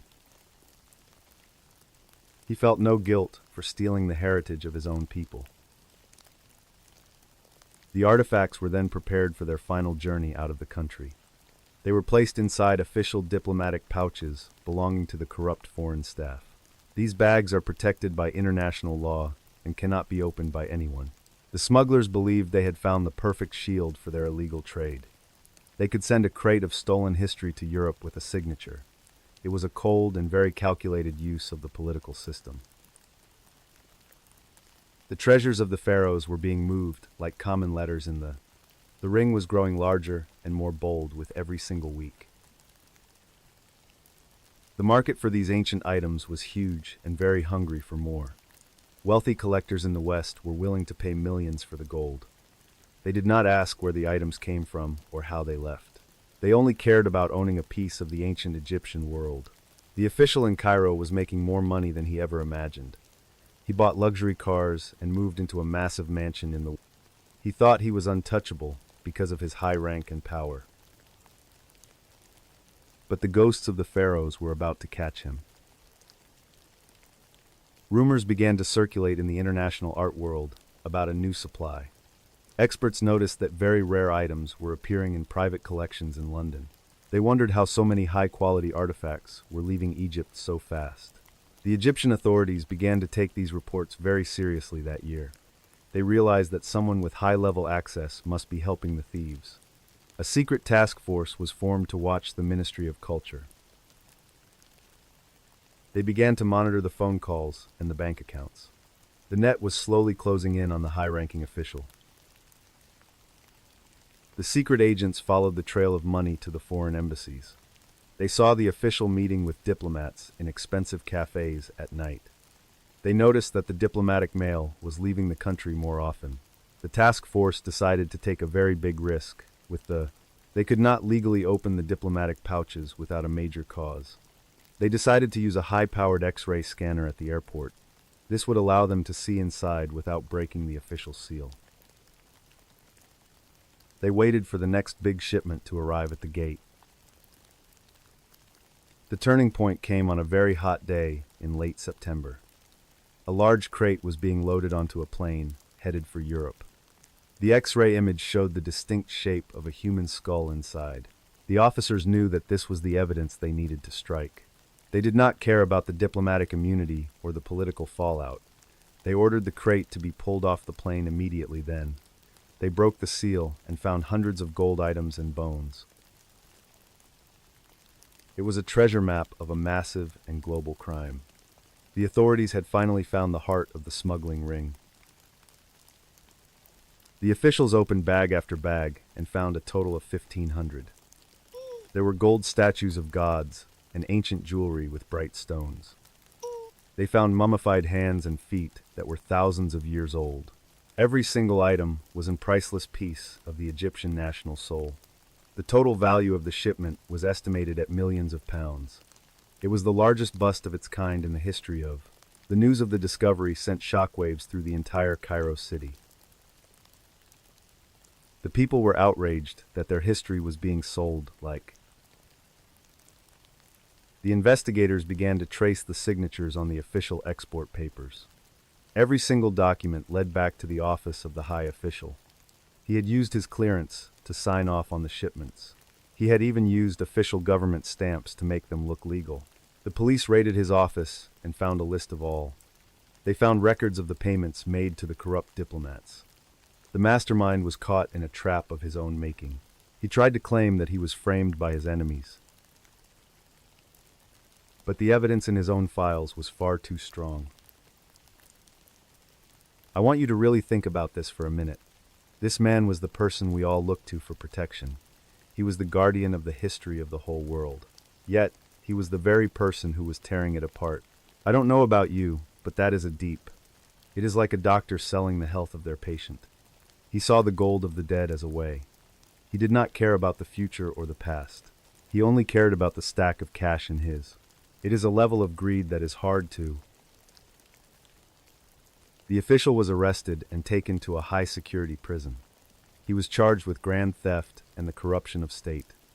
The trial was a major event and was covered by every. The people of Egypt watched as their former leader was shamed. He was sentenced to many years of hard labor in prison. The court also ordered him to pay back all the diplomats involved were quietly expelled from the country for good. They were sent back to their homes in total disgrace, and the ring was broken, and the artifacts were finally returned home. The legal outcome was a victory for the preservation of history. But many pieces of the pharaoh's gold were already long gone. They had been sold to private collectors and vanished into thin. It is likely that they will never be seen by public. The official lost his house and his cars and his. He is now just a name in a file of. The Grand Museum implemented much stricter rules for all its staff. Every single item is now tracked with electronic sensors and chips. The past is now guarded by the cold eyes of. The aftermath of the case led to a new law. The government declared that all artifacts are the property of people. They increased the penalties for smuggling to a life sentence now. The people of Cairo still talk about the pharaoh's curse today. They believe that the official was punished by the ancient dead. He tried to steal their peace, and he lost his. The artifacts that were saved are now back on display. They sit in the glass cases as a silent warning. They tell a story of beauty and of very deep. The final image of the case is a gold ring. It glints in the sun as it is returned to. It was worn by a queen 3,000 years ago. It was almost lost to a man in a suit. Now, it is back where it belongs in the museum. The sand of Egypt continues to blow over the tombs. The Nile flows slowly toward the sea in the dark. The pharaohs are resting in peace once again in Cairo. The world is a little safer for the ancient dead, but the greed of the living is never truly. The rain on your window is still falling in the. We have seen the greed of the desert tonight here, but we are not finished with the strange and dark. We are moving toward the cold mountains of the Alps. A man has been found in the melting white ice. He is not an ancient king, but a modern mystery. He is carrying a briefcase, and he is wearing a. The glacier is giving up a secret from many years. Stay with me as we cross into the frozen. The next story is a cold case in the ice. The heat of the Egyptian sun is a heavy and dry weight. It burns the skin and turns the sand into a golden fire. But as we move north, the air begins to turn very sharp. We are leaving the desert and heading into the high alpine peaks. The golden sand is replaced by the blinding white of the glaciers. Here, the temperature never rises above the freezing point of the water. It is a world of silent snow and very deep blue ice. This transition from heat to cold is a shock to the senses. We are now standing on the border between Italy and Austria. A group of hikers was moving along a high mountain pass. They were enjoying the crisp air and the clear blue mountain sky. The sun was reflecting off the massive sheets of ancient white ice. They were thousands of feet above the nearest small mountain village below. The ground was rocky and covered in a layer of melting snow. Global warming was causing the glaciers to retreat faster than ever before. This process was revealing things that had been hidden for many long years. The hikers were looking for a place to rest for a while when they saw it. One of the hikers stopped and pointed toward a dark gray shape. It was protruding from a patch of melting ice near a ledge. At first, they thought it was just a piece of old wood. As they got closer, they realized it was something very different indeed. They saw the sleeve of a dark jacket and a frozen hand. The skin was leathery and brown like a piece of old parchment. The hand was reaching upward, as if trying to grab the air. The hikers felt a sudden and very deep chill in their bones. They had found a human being frozen in the mountain ice. The local mountain police were called to the remote site immediately after. They arrived in a helicopter that kicked up clouds of white snow. The officers had to use specialized tools to free the frozen body. They worked with a great deal of care to preserve the scene. They believed they had found an ancient hiker from a past era. The mountains often hold the bodies of people who were lost centuries ago. They were prepared to find a man from the Middle Ages here. But as the ice melted away, they saw a modern suit that did not belong. The body was wearing a dark, double-breasted suit with wide lapels. The fashion was clearly from the 1970s, and not the ancients. This was a man from the modern world, not a lost king. His shoes were made of high-quality leather and were still intact. He was dressed like a businessman who was ready for a meeting. There was a silk tie around his neck that was perfectly straight. This was a very strange sight to see at 10,000 feet. He was not dressed for a hike in the cold mountains. He looked like he had stepped out of an old movie. Near the frozen hand, the police found a vintage leather briefcase. It was locked tight and the metal latches were covered in frost. They had to wait for the ice to melt before opening it. Inside, they found a massive amount of cash in paper notes. They were Swiss francs, and they looked as if they were new. The police were stunned by the sheer volume of the money. They counted hundreds of thousands of francs in the small black case. But as they looked closer, they noticed something very wrong. The colors on the paper notes were slightly off and far too bright. The cash was taken to a laboratory for a chemical paper test. The experts discovered that the notes were actually very high-quality fakes. They were counterfeit Swiss francs created with a professional printing press machine. The paper was not the correct weight for real government-issued currency. The ink was slightly different from the official Swiss bank house ink.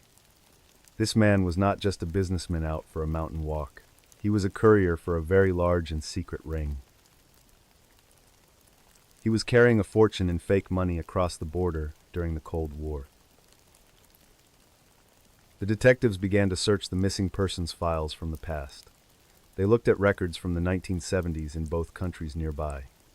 They found a match for a man who vanished in 1974. His name was Bruno, and he was a middleman in finance. He had disappeared without a trace while on a business trip then. His family had spent decades wondering what happened to their father. They had assumed he had simply run away to start a new life. But the glacier was now telling a very different story today. Bruno had never left the mountain alive. The medical examiner performed a thorough autopsy on the leathery frozen body. They were looking for the exact cause of the man's death. At first, they thought he might have fallen into a crevasse, but the X-ray showed a fracture on the back of the skull. The bone was shattered by a heavy and blunt metal object. This was not the kind of injury caused by a fall. It was the result of a deliberate and very violent blow. Bruno had been murdered before he was placed in the ice.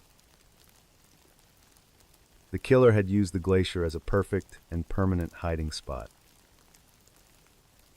The investigation revealed that Bruno was linked to a Cold War ring. This group specialized in printing fake currency to destabilize the Western economy. They moved millions of counterfeit francs across the borders of Europe then. Bruno was the man responsible for the handoff of the money. He was meeting someone in the mountains to exchange the case. This was a high-stakes game played for very large amounts of cash. The shadows of the secret services were involved in the business. Bruno was a small piece in a very large and dangerous game he lost. I want you to really think about this for a moment.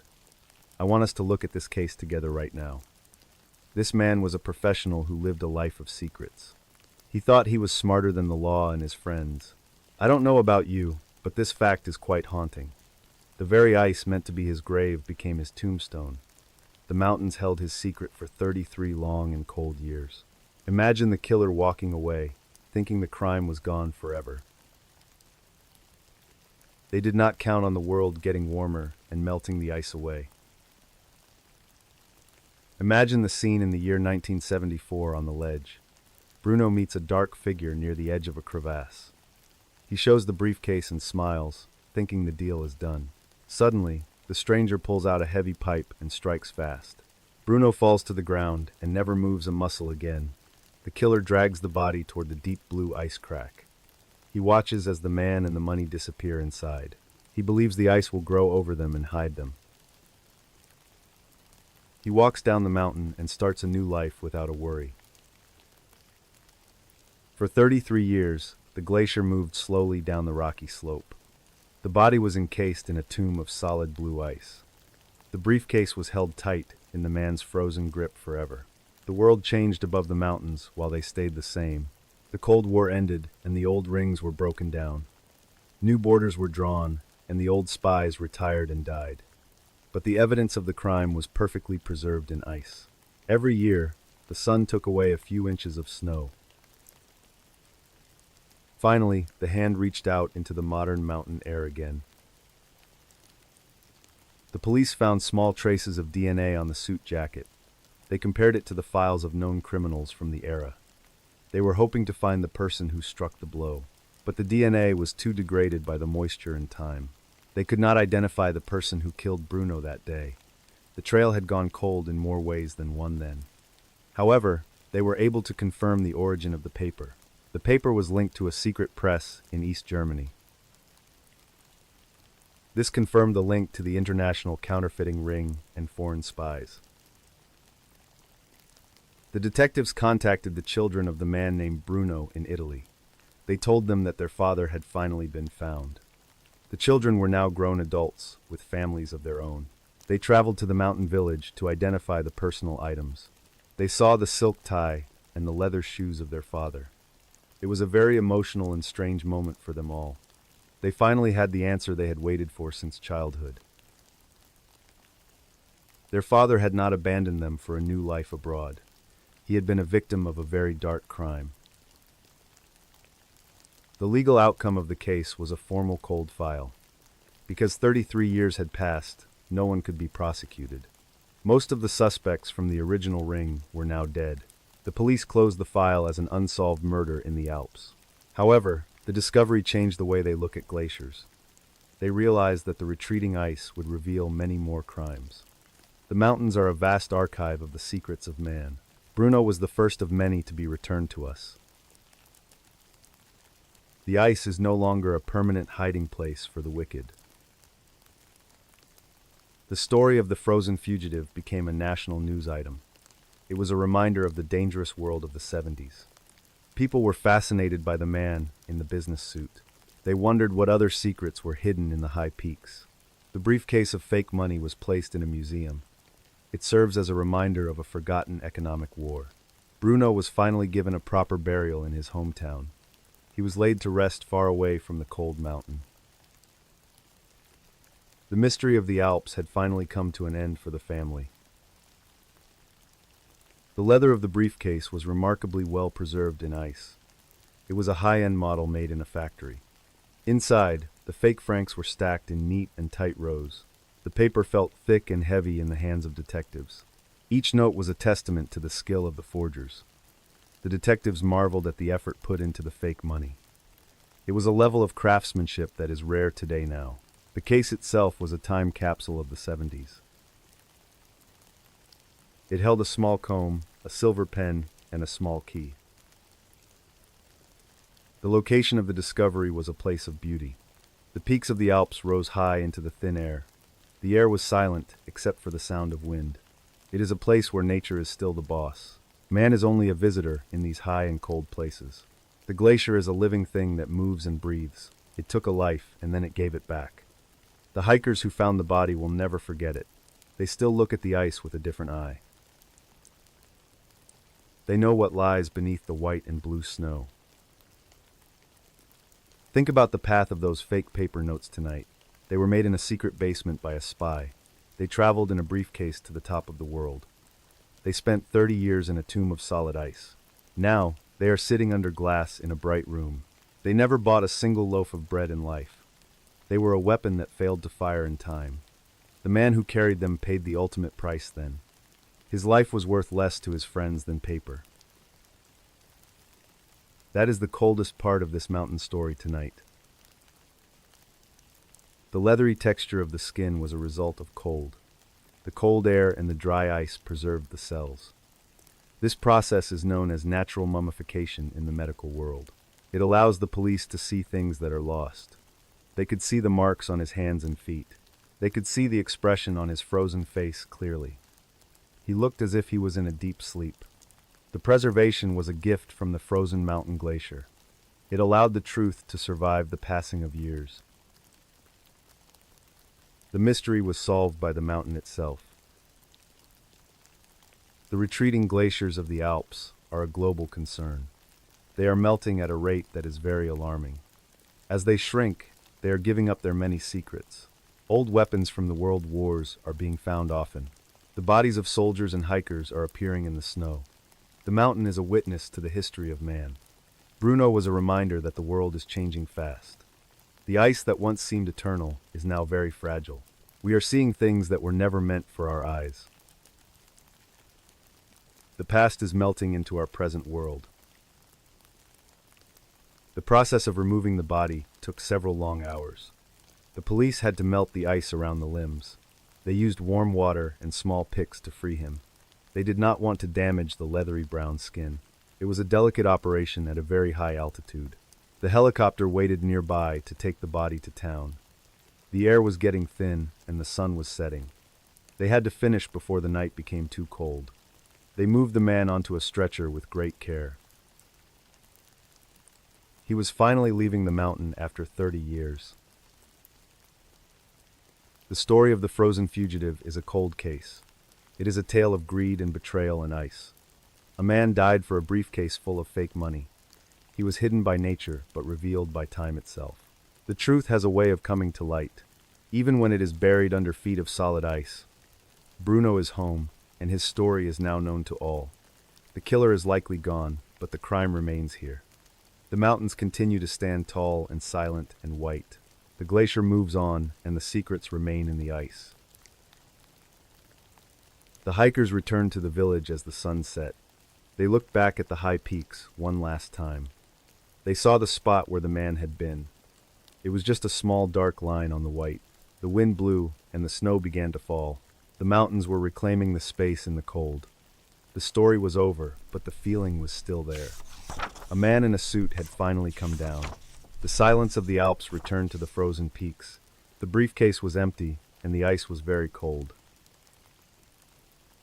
The mystery was a part of the mountain now. The detectives sat in their warm office and looked at the case. They had solved a 30-year-old mystery in a day. It was a reminder that the world is very small. The shadows of the past are never far away from us. We live our lives in the light of the sun. But beneath our feet, the ice holds the secrets. The story of Bruno is a warning to those who hide. The mountains will not keep your secrets forever. The ice will melt, and the truth will reach the air. We are all witnesses to the cold. As we leave the frozen peaks, the rain is still falling. It travels across the ocean to a different kind of island. We are moving toward the remote fields of Thailand. Here, the ice is replaced by the heat of a cult. A man is calling himself a guru and a healer. He promises to clean the soul with fire and pain. The screams of the victims are hidden by the thick jungle. We are entering the world of the Red Room cult. A teenage boy is running for his life in mud. The guru is waiting in the dark room. The boy has burns on his skin from the ritual acid. He is looking for a light in the dark woods. He knows that he must reach the police post soon. The cult is behind him, and they are very angry. They believe that pain is the only way to heaven. But the boy knows that it is only a nightmare. He is the only witness to the horror inside the house. The world is about to learn about the guru. Stay with me as we go into the heart. The next story is a ritual of pure evil tonight. A briefcase of fake money sat in a frozen hand for 30 years. It was a lie that the mountain finally decided to spit out. We leave the cold blue ice of the Alps behind. We move toward the thick and humid air of Thailand. Here, another kind of lie is being told to the desperate. A man calls himself a guru and promised a path to heaven, but his path is paved with fire and the sound of screams. A teenage boy is running through a muddy field in the dark. He is the only hope for those left behind in the house. The boy burst through the doors of a rural police outpost. He was gasping for air and covered in thick brown mud. The officers looked up from their desks and saw his face. His skin was covered in deep and angry chemical burns. Large blisters were forming on his arms and his young chest. He was shaking so hard that he could not speak at first. He pointed back toward the dark line of the distant trees. He told them that the cleansing had gone very wrong tonight. He said that a monster was waiting in a remote red room. Why would wealthy families pay a man to torture their own children? This question would lead to the discovery of a horrific secret cult. It is a story of brainwashing and rituals and pure evil. A self-styled guru had built a prison in the middle of a farm. He convinced his followers that pain was the only way to purity. He used boiling water and acid to wash away the demons. The world was about to see the true face of spiritual fraud. A teenage boy had escaped the fire to tell the truth. The Red Room was not a place of healing. The timeline resets to the month of June in the year 2007. Pathamthani is a province known for its quiet and peaceful farms. It is located just a few miles away from the busy city of Bangkok. Many wealthy families come here to seek a quiet life away from noise. They look for spiritual guidance in the many local temples and shrines. A man named the Guru began to attract a very large following. He claimed to have special powers that could heal any soul. He promised a level of enlightenment that no one else could offer. The Guru was a very charismatic man with a soft and calm voice. He wore long white robes and spoke about the light of the... He held meetings in the gardens of very large and expensive. People were drawn to his presence and his very deep eyes. He told them that the modern world was full of dark. He said that their children were being infected by bad spirits. The only way to save them was a process of intense. The parents were desperate to help their kids find a better. They gave the Guru their money and their total trust. He moved his most devoted followers to a remote and private farmhouse. This property was surrounded by a high fence and thick trees. The neighbors rarely saw anyone entering or leaving the front gate. Inside, the Guru established a very strict and total control. He took away the phones and the identification of every member. He told them that they must disconnect from the outside world. He began to conduct secret rituals in a special room in back. This room was painted a deep and very unsettling shade of. It was known to the members as the Red Room. The rituals began with simple prayers and long hours of chanting. But as time went on, the Guru became much more aggressive. He claimed that the demons inside the children were very strong. He said that words were no longer enough to drive them out. He introduced the use of boiling water as a cleansing tool. He would pour the hot liquid over the skin of the... The parents were told to watch and pray for their souls. They were so brainwashed that they believed the screams were the... They sat in silence as their own children suffered in pain. The Guru recorded every single session on a high-end video camera. He said it was for the study of the spiritual transition. In reality, he was a sociopath who enjoyed the sight of. He kept the tapes locked in a heavy metal cabinet in office. The children were kept in small cells between the many rituals. They were fed very little food and were not allowed to. The Red Room became a place of total and absolute terror. The air was thick with the smell of incense, and no one dared to speak against the Guru and his word. The teenager who escaped had been in the cult for months. He had watched as his friends were burned and broken down. He knew that he was the next one scheduled for the... He waited for a heavy rainstorm to provide a good cover. When the guards were distracted by the thunder, he moved fast. He crawled through a small window in the back of the woods. He ran into the woods without looking back at the farm. The acid on his skin was burning like 1,000 needles. He reached the police post and collapsed on the cold floor. The police raided the farmhouse in the early hours of the morning. They were prepared for a fight, but found a scene of the guru was sitting in his white robes in the red room. He was surrounded by several parents who were in a trance. The officers found the cells where the other children were kept. They were huddled together in the dark and were very small. The air in the house was foul and smelled of chemicals. They also found the cabinet full of the horrific ritual tapes. The evidence of the torture was captured in high definition. The tapes showed the guru pouring acid onto the skin of boys. He did it with a calm smile and a very steady hand. The screams on the audio were enough to make the boot. The police were shocked by the level of the cruelty, and it was clear that this was not a religious group. It was a factory for the satisfaction of a sadistic man. The guru was arrested and taken away in heavy metal. He did not say a word as he was led to car. He looked at the police with a cold and empty. Think about human nature for a moment as we look at this. The need for belonging can make people blind to the truth. I want you to really consider the parents in this story. They stood by and watched as their own flesh was burned. I do not know about you, but that is a deep horror. They believed a lie so fully that they lost their humanity. The guru exploited their love and turned it into a weapon. It shows how easily a charismatic leader can destroy a life. The Red Room was a monument to the power of. The guru was charged with multiple counts of torture and kidnapping. The parents who watched were also arrested for their own role. The trial was a national scandal that shocked the whole country. The videos from the Red Room were played in the court. The judge had to pause the proceedings several times that day. He said he had never seen such a lack of human.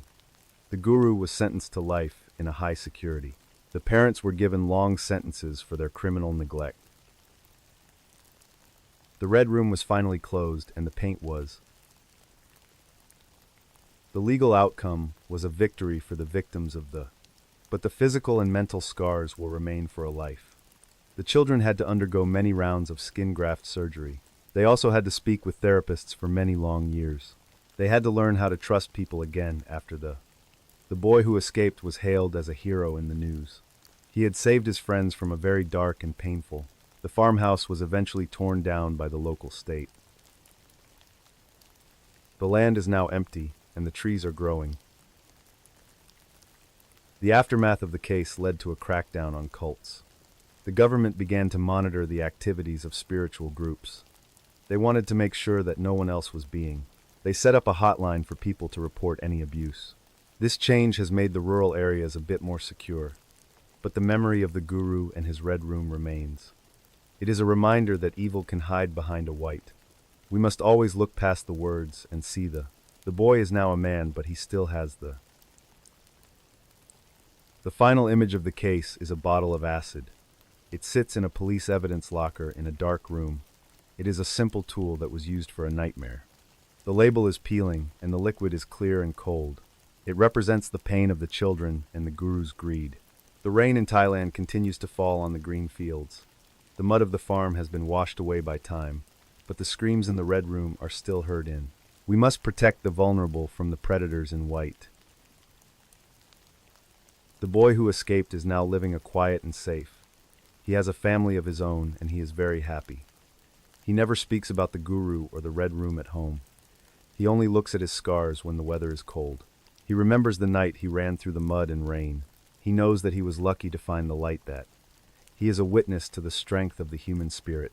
The dark room is gone, but the story is part of. We must never forget the lessons of the Pathum Thani. As we leave the dark farmhouse of Thailand, we move. The rain is still falling as we travel to the islands. We are heading toward Papua New Guinea in the high hills. Here, the fear is not about a guru or a Red Room. It is about an ancient belief in a very dark magic. 3 women are being dragged into a public town square. The crowd is shouting a word that means a witch. They believe that a sudden death was caused by a spell. We are entering the world of the witchcraft massacre tonight. Imagine the sound of drums beating in the high mountain. The air is thin, and the fires are burning very bright. We are going to the town of Mount Hagen in the. A mob is gathering, and they are looking for a sacrifice. They have iron rods that are glowing red in the heat. They believe they are doing the work of the good. But the truth is a nightmare of fire and of pain. A wall of silence is being built by the whole village. We are moving into a world of ancient and deep. The authorities are trying to reach the village in time, but the roads are blocked by the mud and the trees. The women are begging for their lives in the mountain. They are innocent of any crime, but the mob is blind. The struggle between the old ways and the law is. A massacre is about to happen in the open square. The world will be shocked by the news from the hills. Stay with me for the next strange and dark case. The iron is hot, and the crowd is waiting for. The rain on your window is a constant rhythmic sound. It reminds us of the passing of time and the history. The stories of the night are all connected by A. They show the strange and dark side of our world. We have many more miles to go before we rest. The next case is waiting for us in the fire. Let us go together into the square of the mob.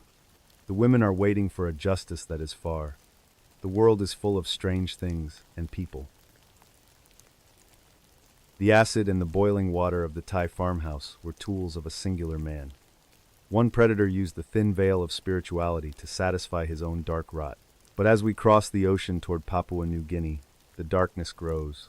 It is no longer found in the heart of one man alone. It is found in the collective mind of a whole terrified town. We leave the Red Room behind for the high peaks of Mount Hagen. Here, an ancient fear of the unseen is about to boil over. A mob is gathering, and they are looking for someone to burn. 3 women were dragged from their homes into the center of the town square. Their hands were tied behind their backs with thick and rough hemp rope. Around them, hundreds of people were screaming and chanting a single word, Sanguma. This is the local term for a very dark and lethal witchcraft. The crowd was convinced that these women had stolen the life of a leader. They held up heavy iron rods that were glowing red in the fires. The women begged for mercy as the first rod was pressed into skin. A public execution was starting in the middle of a modern city. In the modern world, how can a whole town agree to a public execution? This question would force a whole nation to look at its own soul. It is a story of deep superstition and the failure of law. A wall of silence was built by the people of Mount Hagen that day. No one would name the killers or speak about the fire and square. It was a tragedy born of ancient fear and a collective delusion. The world would watch in horror as the smoke rose from the hills. The line between justice and a massacre had been crossed forever. The timeline resets to the first week of January, 2007. Mount Hagen is a bustling city in the western highlands of the country. It is a place where coffee plantations meet the dense and green jungle. People here live in a world of cell phones and ancient tribal rules. Most of the residents attend church, but they still fear the old spirits. They believe that sickness is not always a matter of the biology. Sometimes, they believe it is a curse sent by a hidden enemy. This belief is a shadow that hangs over every single life. A respected village elder had died very suddenly in the night from a heart. He was a man of great power, and many people loved him deeply. His death was a shock to the community and a source of panic. They could not accept that a strong man could just simply stop breathing. They looked for a reason that involved the hand of a human witch. A local witch doctor was called to the village to find the... He pointed his finger at 3 women who lived near the elder. He said they had used a dark spell to eat his. The women were mothers and sisters who had lived in the town for years. They were innocent of any crime and had no reason to focus on him. But the word of the witch doctor was seen as absolute truth. A mob began to form as the news of the accusation spread fast. They were fueled by a mix of home-brewed alcohol and pure. They marched to the small huts of the women and broke down. The women were taken in the middle of the night without a... They were thrown into a dark room to wait for morning. The next morning, the sun rose over a town that was ready. The crowd gathered in the square with a sense of grim duty. They believed they were protecting their families from a very hidden threat. They built a large fire and began to heat the iron rods. The police were notified of the disturbance, but they were slow too. The roads to the square were blocked by hundreds of angry men. The officers were outnumbered and afraid to move into the thick crowd. They watched from the edge as the first woman was brought. The torture was a slow and very systematic attempt to get a confession. The men used the hot iron to mark the bodies of the... They told the women to reveal where they hid their magic tools. The women screamed that they were innocent until their voices were gone. The crowd cheered as the skin turned deep and angry. It was a mass psychosis that had taken over the whole town. People who were usually kind and quiet were now screaming for death. The sense of shared guilt made the mob feel very safe. As the hours passed, the violence reached a final and very lethal peak. The crowd decided that the women were refusing to speak the truth. They piled up old rubber tires and dry wood in a circle. The women were placed in the center of the pile and square. A man with a torch stepped forward and set the fire bright. The flames rose high into the thin mountain air as people watched. The screams of the three women were finally silenced by the heat. The mob stood in silence as the smoke drifted over the... The police finally moved into the square once the fire had died. They found the charred remains of the three women in the ash. They began to ask questions, but they were met with silence. No one had seen anything, and no one knew the names of. It was as if the whole town had been blind for. The detectives knew that hundreds of people had watched the whole thing. But the fear of the Sanguma was stronger than the law. The wall of silence was thick, and it was very high. The news of the witchcraft massacre reached the international media very fast. Human rights groups called for the government to take a strong action. They wanted the killers to be caught and the law changed. The Prime Minister of the country expressed his deep and total shame. He said that the country could not move forward with such. But in the highlands, the old ways were still the law. The people believed they had done what was necessary for survival. They did not feel any guilt for the three women's. Now, let us stop and really look at the human nature. We like to think that we are civilized and very modern people, but the mob is a different kind of animal that lives. It is a collective mind that can turn a neighbor into. I don't know about you, but that is a terrifying fact. All it takes is a finger pointed in the dark night. The sense of shared belief can override every single moral rule. We are all vulnerable to the fear of the thing we. The square in Mount Hagen is a monument to that. The investigation lasted for many months, but it was a failure. Only a few young men were arrested for the brutal public. Most of the ringleaders remained free in the village and town. The witnesses were afraid that they would be the next targets. They believed that the Sanguma would return to take their own. The police were frustrated and eventually had to leave the area. The case became a symbol of the struggle for the legal. The women were buried in unmarked graves far from the town. The legal outcome of the case was the repeal of the act. The government realized that the law actually gave cover to mobs. It had allowed for the defense of provocation by witchcraft in court. By removing the act, they hoped to stop the violent hunts. But the law on a piece of paper is not a... The beliefs of the people remained as strong as they were. The witchcraft killings continued to happen in the remote mountain regions. The education of the public was the only real and... The aftermath of the massacre left a heavy shadow over the city. The square was avoided by many people for a very long. They said they could still hear the screams in the wind. The coffee plantations continued to grow in the green highlands hills, but the sense of community had been poisoned by the fire. The families of the women had to flee to the coast. They could not live among the people who watched them die.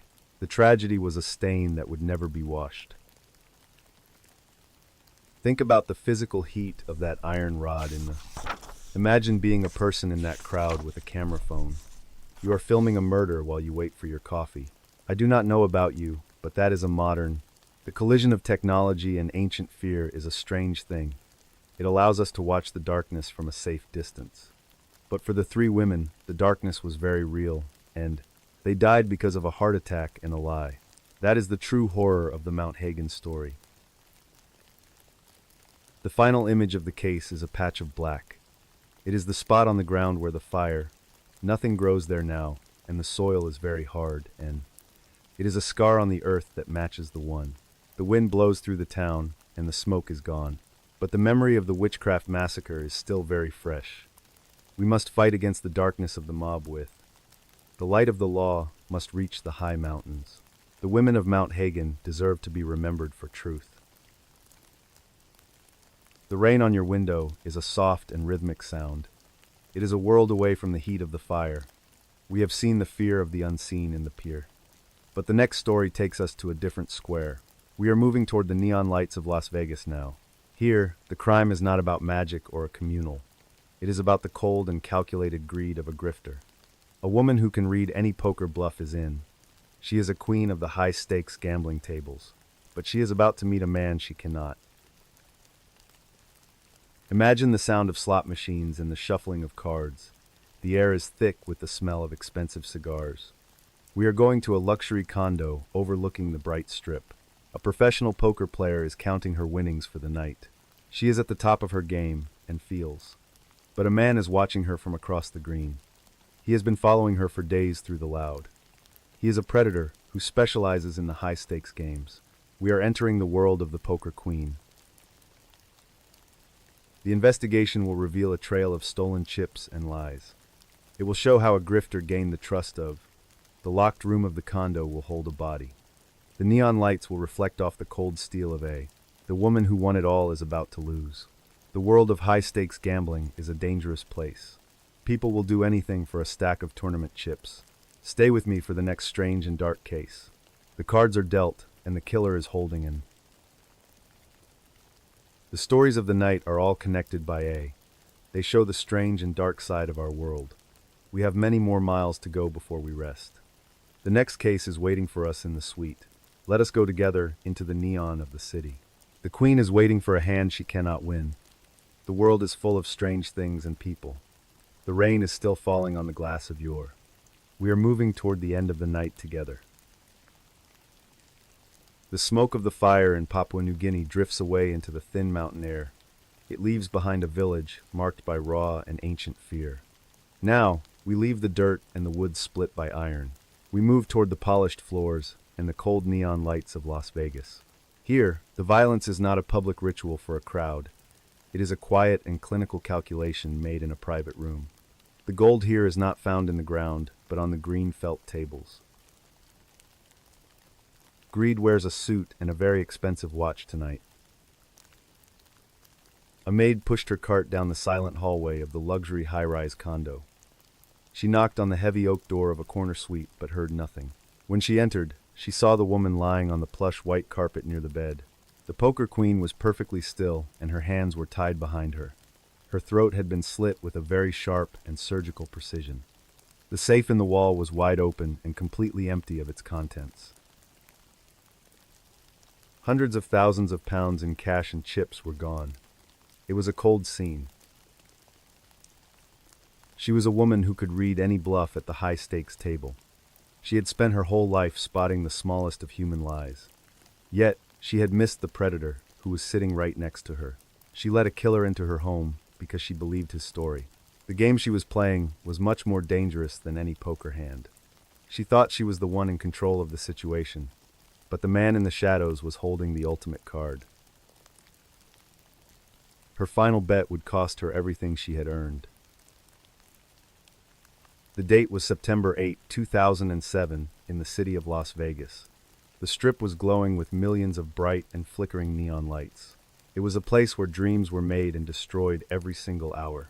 People came from all over the world to test their luck on the floor. The poker queen was one of the most famous players in the circuit. She had just won a major tournament and was the talk of the town. Her picture was on every screen in the massive casino lobby. She was winning. She walked through the lobby with the confidence of a true world champion. She knew that every eye in the room was fixed on her. People wanted to be near her and share in her incredible luck. She stopped at a high-stakes blackjack table to play for a while. She enjoyed the thrill of the gamble and the challenge of the cards. She was surrounded by wealth and the smell of very expensive perfume. Life felt perfect as she stacked her heavy winning chips on the green. She had no idea that she was being selected. A man sat down at the table and offered her a very charming smile. He was dressed in a tailored suit and spoke with a smooth voice. He claimed to be a professional investor from the city of New York. He spoke about his own wins and his love for the game. They talked for hours as the cards were dealt by the dealer. He seemed to know everything about the professional gambling world and its players. She was impressed by his knowledge and his very calm and cool style. She believed she had met a real equal. The man was actually a professional grifter who targeted successful and wealthy women. He had been watching her for several days through the thick crowd. He knew exactly how much money she was carrying in her private safe. He spent his time building a fake identity that she would trust. He used his charm as a weapon to get inside her circle. Every word he spoke was part of a very carefully designed lie. He wanted the tournament chips and the cash sitting in her room. He was waiting for her invitation. The night was late when they finally left the busy casino floor together. They walked toward the elevators that led to the private luxury condos. The cameras captured them laughing as the heavy metal doors closed tight. She felt safe because he was a man of status and class. They arrived at her suite and she used her electronic key card. He followed her inside and looked around the massive and bright room. He saw the safe in the wall and he knew the location. The game was reaching its final and most violent stage. Once the door was locked, the man's face changed in an instant. The charm was gone and was replaced by a cold and dark look. He produced a roll of heavy duct tape and a sharp knife. He forced her to the ground before she could even scream. He tied her hands and legs together with the silver tape. He demanded the code to the safe that held her winnings.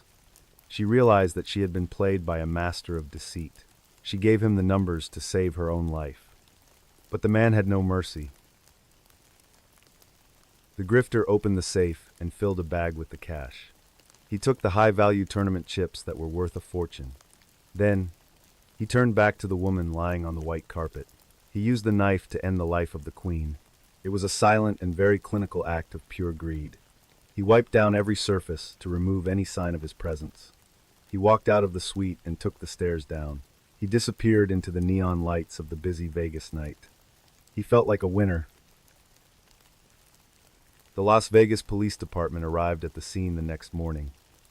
They were met with a very clean and professional crime scene. There were no signs of a forced entry into the suite. This meant the victim had likely known her killer very well. Detectives began to review the hours of high-resolution casino footage. They tracked every person who had spoken to her that week. They saw the man at the blackjack table and followed him. They watched him get into the elevator with the poker queen. They had a face. The facial recognition software found a match for the man in the video. His real name was Mark, and he was wanted for fraud. He had a long history of targeting wealthy players in different cities. The police tracked his cell phone signal to a cheap motel nearby. They saw him on camera again, and he was carrying a bag. He looked very calm as he checked into the small room. The detectives knew they had found the man from the casino. They moved in to make the arrest before he could flee. Inside the motel room, they found the bag of stolen money. It was sitting on the bed, next to the sharp knife. Mark was sitting at a small table with a chemical solution. He was trying to wash the chips to remove the markings. He wanted to turn the tournament chips into common casino cash. He looked up at the officers with a look of surprise. He had thought he was the smartest person in the room, but the very technology he tried to avoid had found him. The grifter had finally run out of luck. Now, let us pause for a moment and really think about this. What if the poker queen had trusted her first instinct? She was a master of the human lie and the bluff. I want you to imagine the 1 second she decided to trust. I don't know about you, but that thought is chilling. A single choice to let a stranger in changed everything forever. We often ignore our gut for the sake of being polite, but in the world of high stakes, that is death. Her skill did not save her. Mark was charged with first-degree murder and armed robbery. The trial was a major event for the professional gambling world. The evidence of the video and the chips was absolute. He was sentenced to life without the possibility of any parole.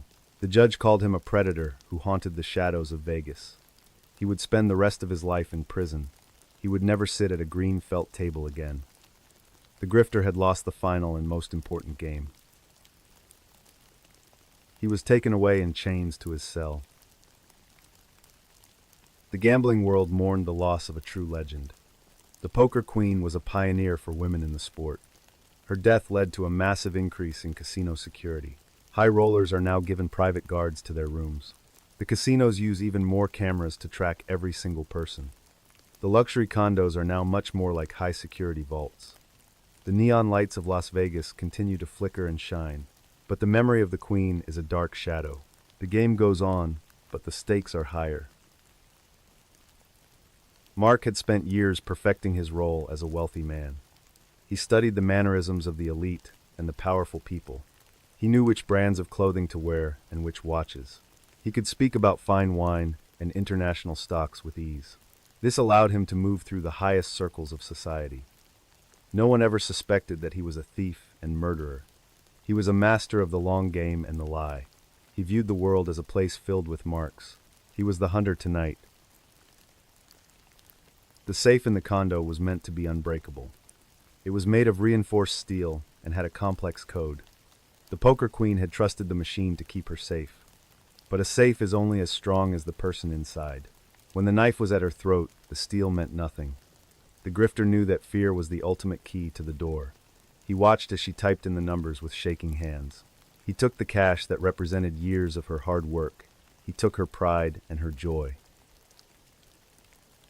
The motel where he was caught was a place of filth. It was located on the edge of the city limits. It was a far cry from the luxury of the high-rise. Mark had chosen it because he thought it was invisible. He sat on the stained carpet and counted the cash. He felt a sense of victory as he looked at the money. He did not know that the police were outside the door. He was too busy planning his next big and dark move. He thought he was free to start his new life. The forensic team found a single drop of blood on the carpet. It was not the blood of the victim, but of Mark. He had cut his own finger while using the knife. This tiny mistake was enough to link him to the scene. The DNA match was a final blow to his defense. They also found the duct tape in the motel trash. It had his fingerprints on the inner side of the roll. The evidence was a mountain that he could not climb. The grifter was caught by his own amateur mistake. The professional poker circuit is a very small and tight group. Everyone knows everyone else, and they share a common bond. The news of the murder hit the community very hard. They held a moment of silence at the next tournament. Her empty chair was placed at the main final table. It was a reminder of the fragility of the life. Players began to realize that they were also potential targets. They started to travel in groups and hired private security. The culture of the high-stakes game changed forever. The maid who found the body never returned to work. She was haunted by the image of the queen on the floor. She told the police that the room was too quiet. The silence was a heavy and very dark weight for her. She had seen many things in her years at the hotel, but she had never seen the end of a legend. She moved to a different city to find some peace. The condo remained empty for many months after the crime. No one wanted to live in the place of a murder. During the trial, Mark tried to blame the whole thing on others. He claimed that the poker queen had invited him over. He said that a third person had entered the suite. He told the jury a story that was very complex and long. But he was a man who lived a long lie. No one believed his words or his fake and cold eyes. The prosecution showed the video of them alone in the hall. They showed the stolen items found in his motel room. The jury saw through his mask. The luxury condo now sits with the lights turned off. The view of the strip is still as bright as always. The neon reflects off the glass of the high-rise building. Inside, the safe is a hollow and empty metal box. It is a reminder of a night of pure greed. The Queen of Hearts is missing from the deck now. The game in Las Vegas is a little less bright. People still bet and they still lose their own money. But they do not forget the name of the player. A man sits in a motel and looks at a bag. He is counting his chips while the police move in fast. This image is the end of the grifter's long game. He thought he was a winner, but he was lost. The neon of Las Vegas is a beautiful and dark thing. It hides the predators who wait for the big win. Stay alert when you are walking through the loud lights. Not everyone with a smile is a friend. The poker queen learned this lesson in the final hand. We leave the flickering neon lights of the Las Vegas Strip behind. The sounds of the busy slot machines fade into a very thick silence. We travel thousands of miles across the deep blue ocean to India. We arrive in the city of Gurgaon, where the evening dust is warm. The wealth of the casinos is replaced by a very desperate poverty. Here, a different kind of high-stakes game is being played tonight. It is not played with cards, but with the human body. We are going inside a guest house on a dark street. A young laborer woke up on a thin mattress in a guest house. He felt a very sharp and stabbing pain in his left side. He reached down and touched a thick layer of white medical gauze. The cloth was soaked through with a heavy and dark red blood. He was alone in a room that smelled like strong chemical bleach. He had come to the city looking for a good construction job.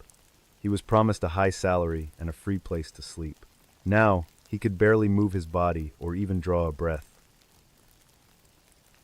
The man had been lured to the house by a friendly recruiter. He was told that he would start work in the morning early. After a simple dinner, he felt a very strange and heavy sleep. He did not remember anything after laying his head on the pillow. He tried to stand up, but his legs felt like soft lead. He realized that something very terrible had been done to him. He was a victim of a dark trade that he never imagined. The silence of the house was a very cold and heavy weight. How did a house for workers become a factory for human parts? This question would lead to a massive investigation of the medical elite. It is a story of total exploitation and very deep surgical greed. A network of high-end clinics was catering to very wealthy tourists.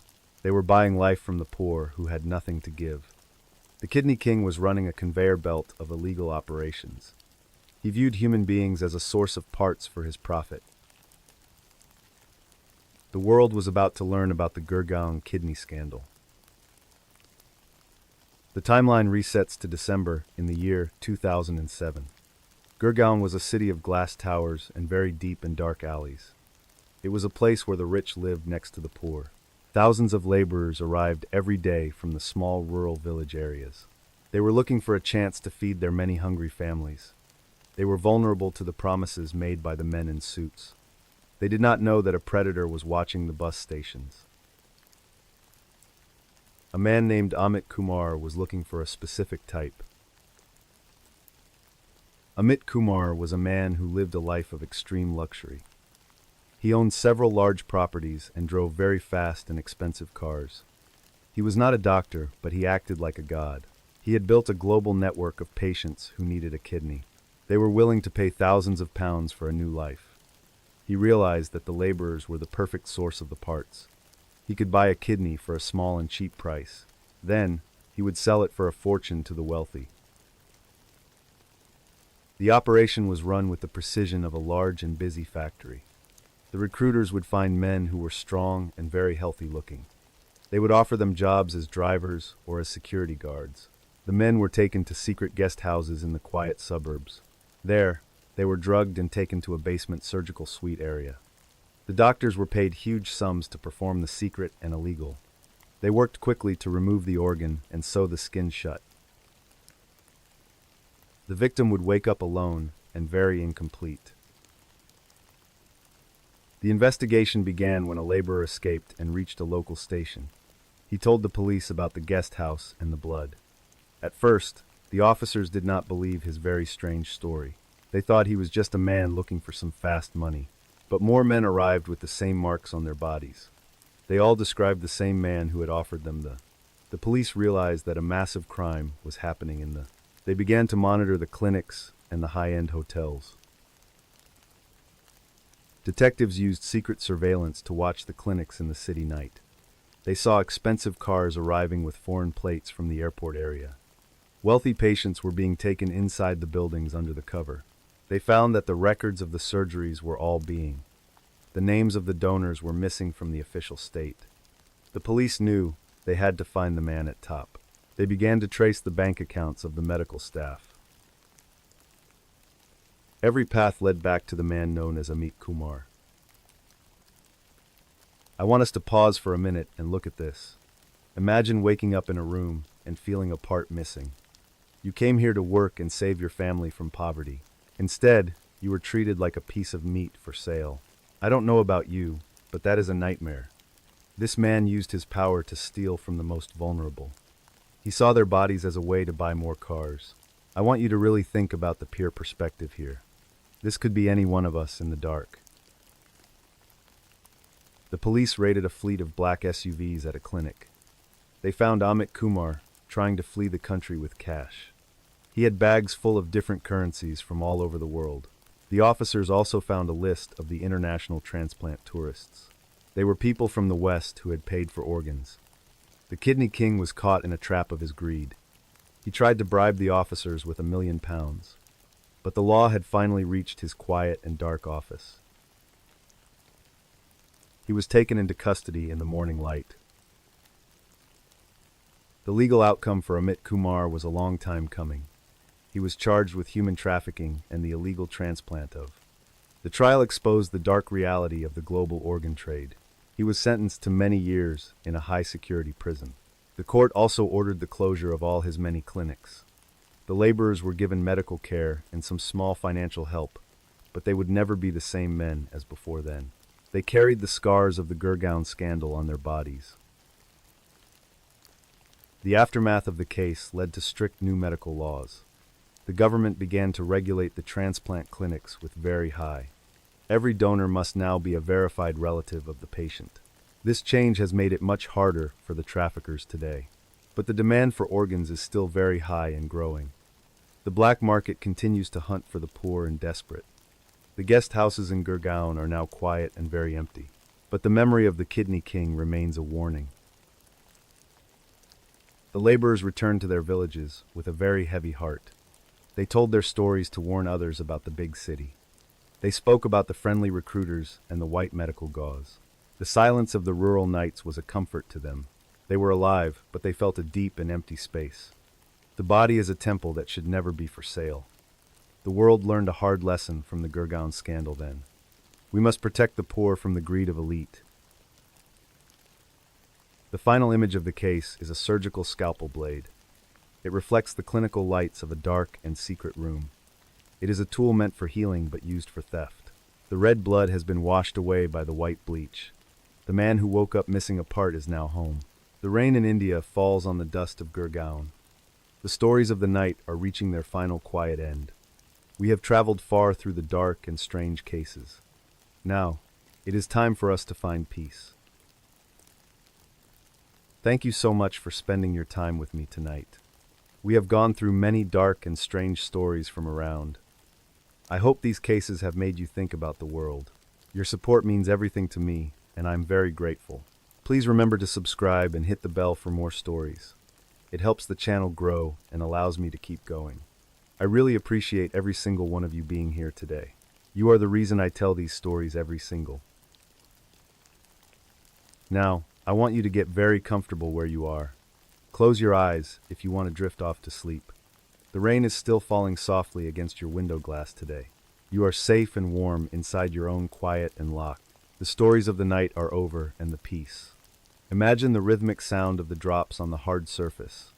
It is a calm and steady curtain of gray and noise. You can let go of the tension in your shoulders. Everything is still, and everything is very quiet in your The rain is falling in a very slow and steady way. It is a soft sound that fills the entire dark room. You can hear the light drops hitting the glass of window. They create a rhythmic pattern that is very easy to follow. Each drop is a tiny and cold piece of the night. The sound is constant, and it never changes its low tone.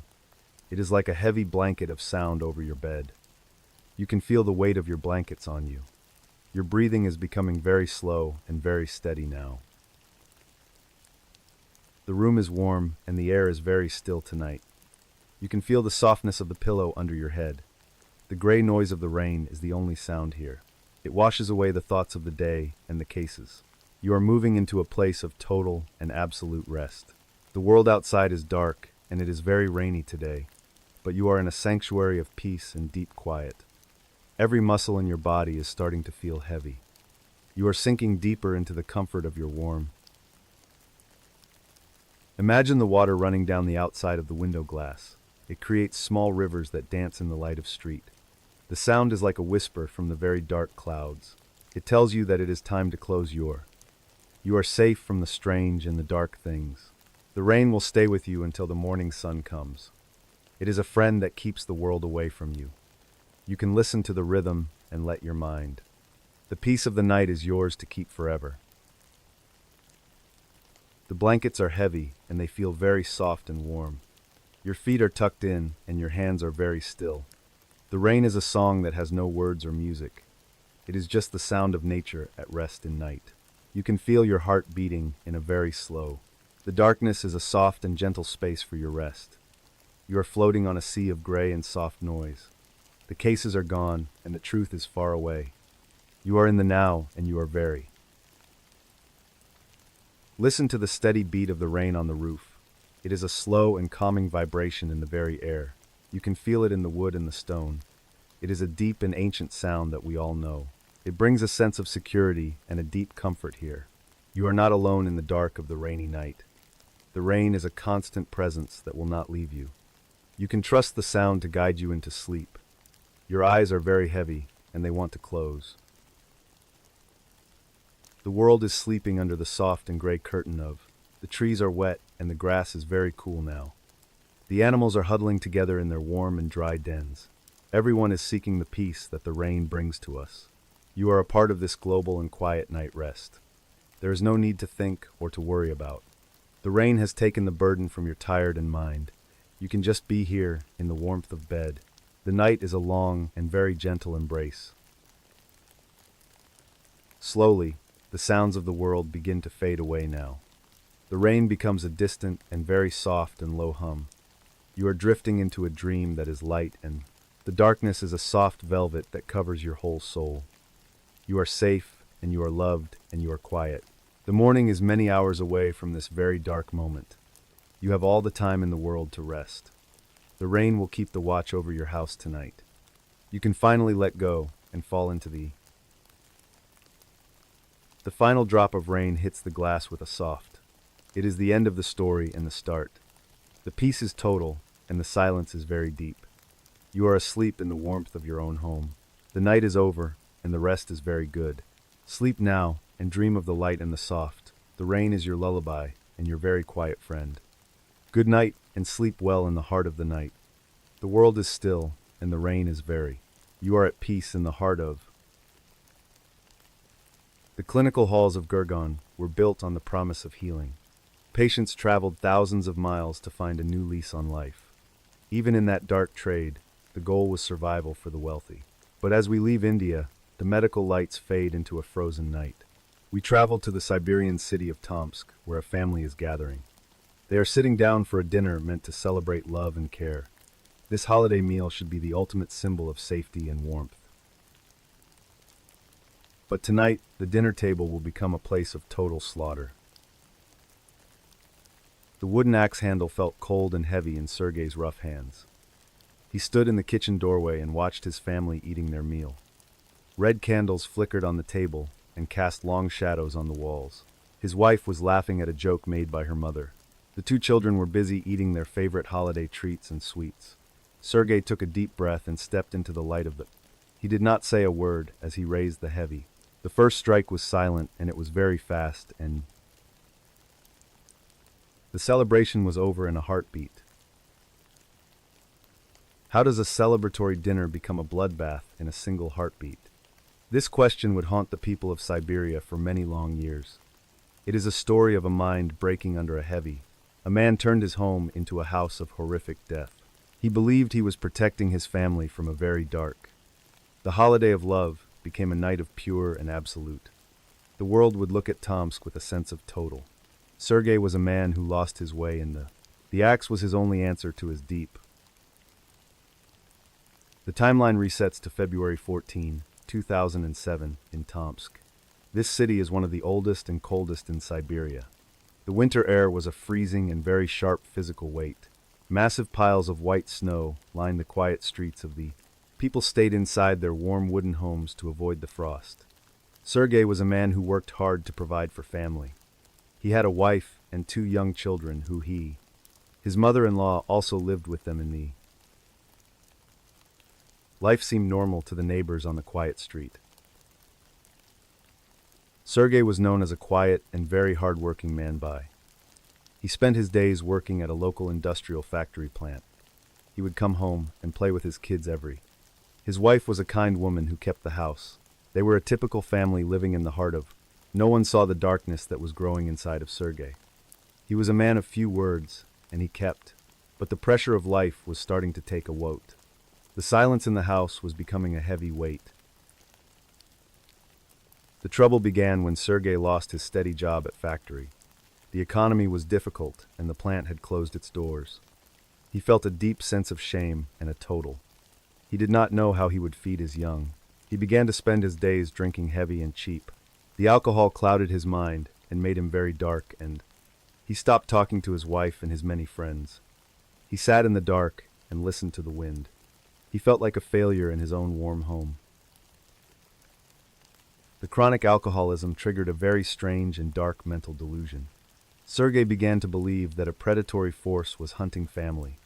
He thought that dark spirits were waiting outside in the snow. He believed that the only way to save them was.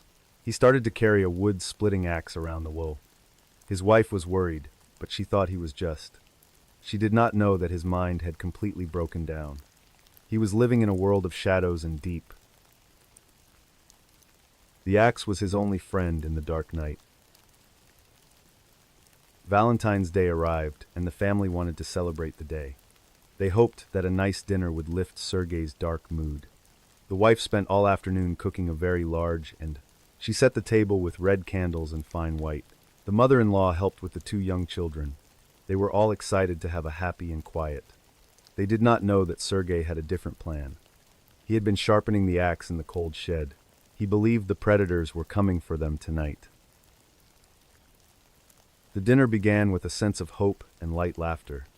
The children were happy, and the food was very warm, and Sergei sat at the head of the table in silence.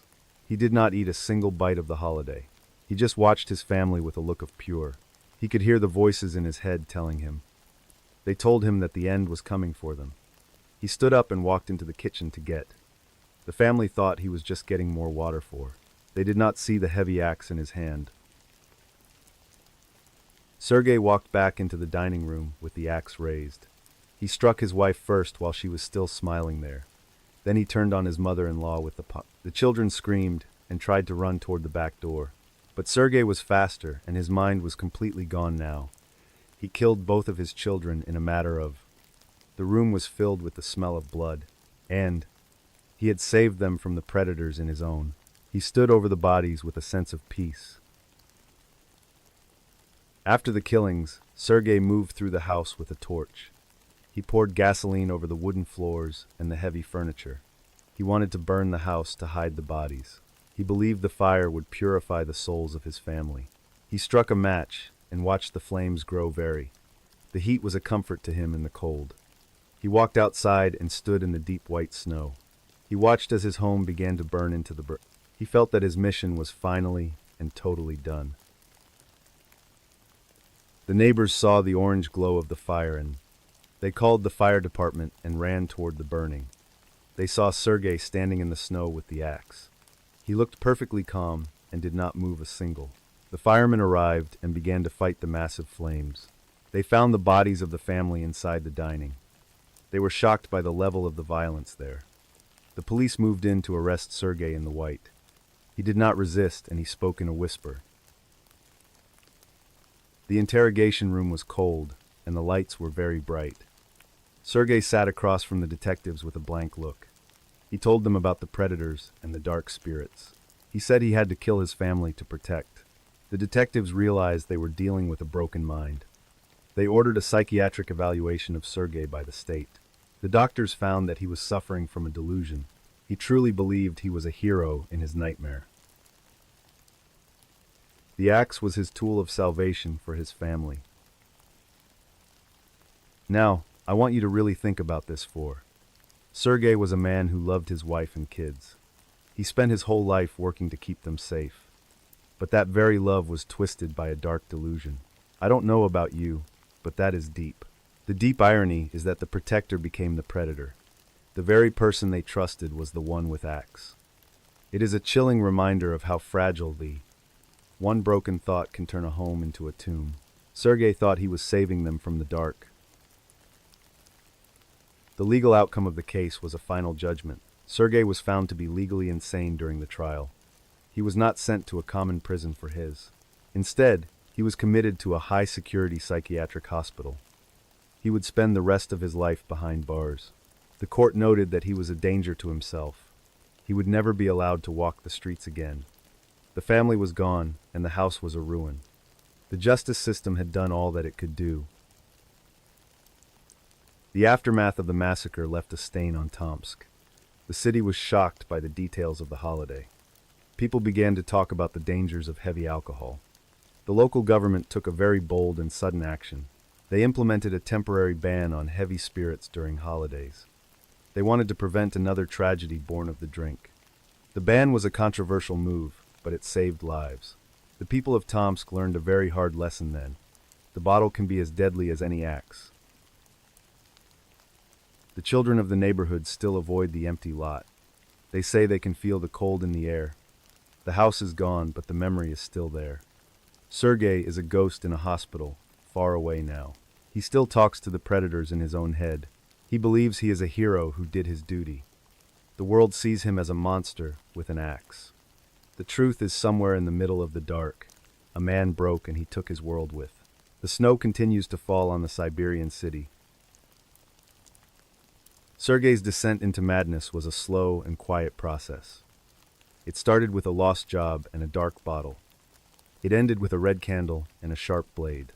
The people who knew him could not understand the change. They remembered the man who played with his young kids.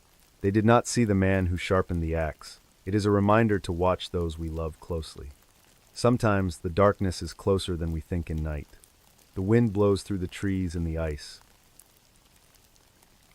The fire in the house was so hot that the metal of the red candles melted into the floor. The police found the remains of the holiday dinner there. It was a snapshot of a life that was perfect. The bread was still on the plates in the ash. The toys of the children were scattered in the soot.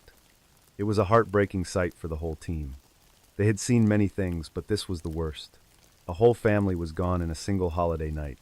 The axe had ended a legacy of love forever. The psychiatric hospital is a place of white walls, and Sergei sits in his cell and looks at the window. He sees the snow falling, and he thinks of home. He does not remember the blood or the sharp axe.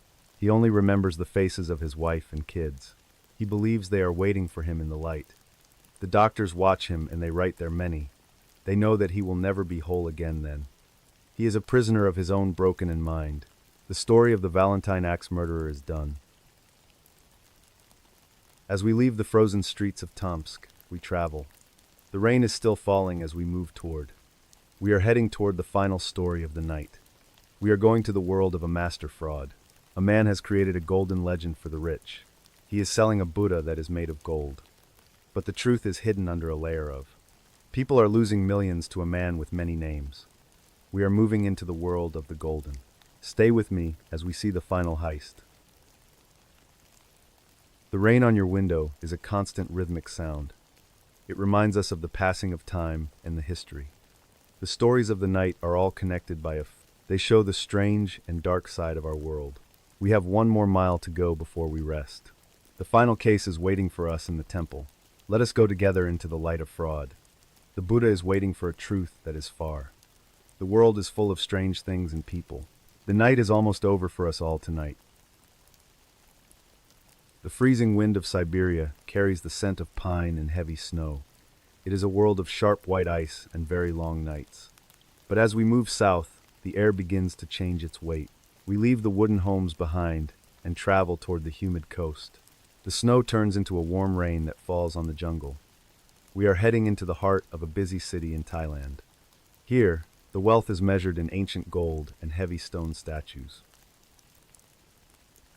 We are entering the world of the master fraudster and his golden legend tonight.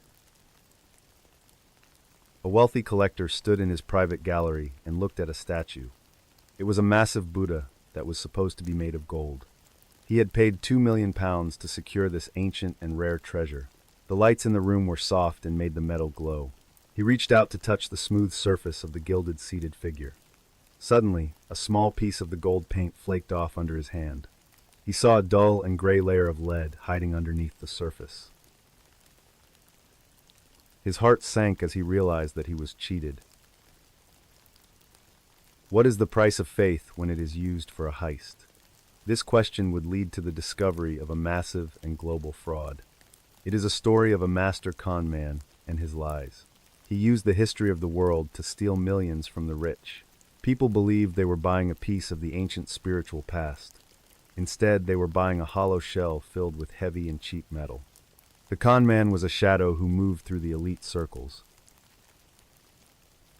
He knew exactly how to use the greed of others against them at every turn. The timeline resets to the late months of the year 2007. The global economy was booming, and people had a lot of extra cash. Wealthy investors were looking for safe places to put their heavy money. They turned to the world of fine art and very rare ancient antiquities. They believed that gold and stone were safer than any paper banknote. The market for religious artifacts was reaching a very high and intense peak. Everyone wanted to own a piece of the divine history for their own private home in the city. The investors walked through the high-end galleries in the city of London.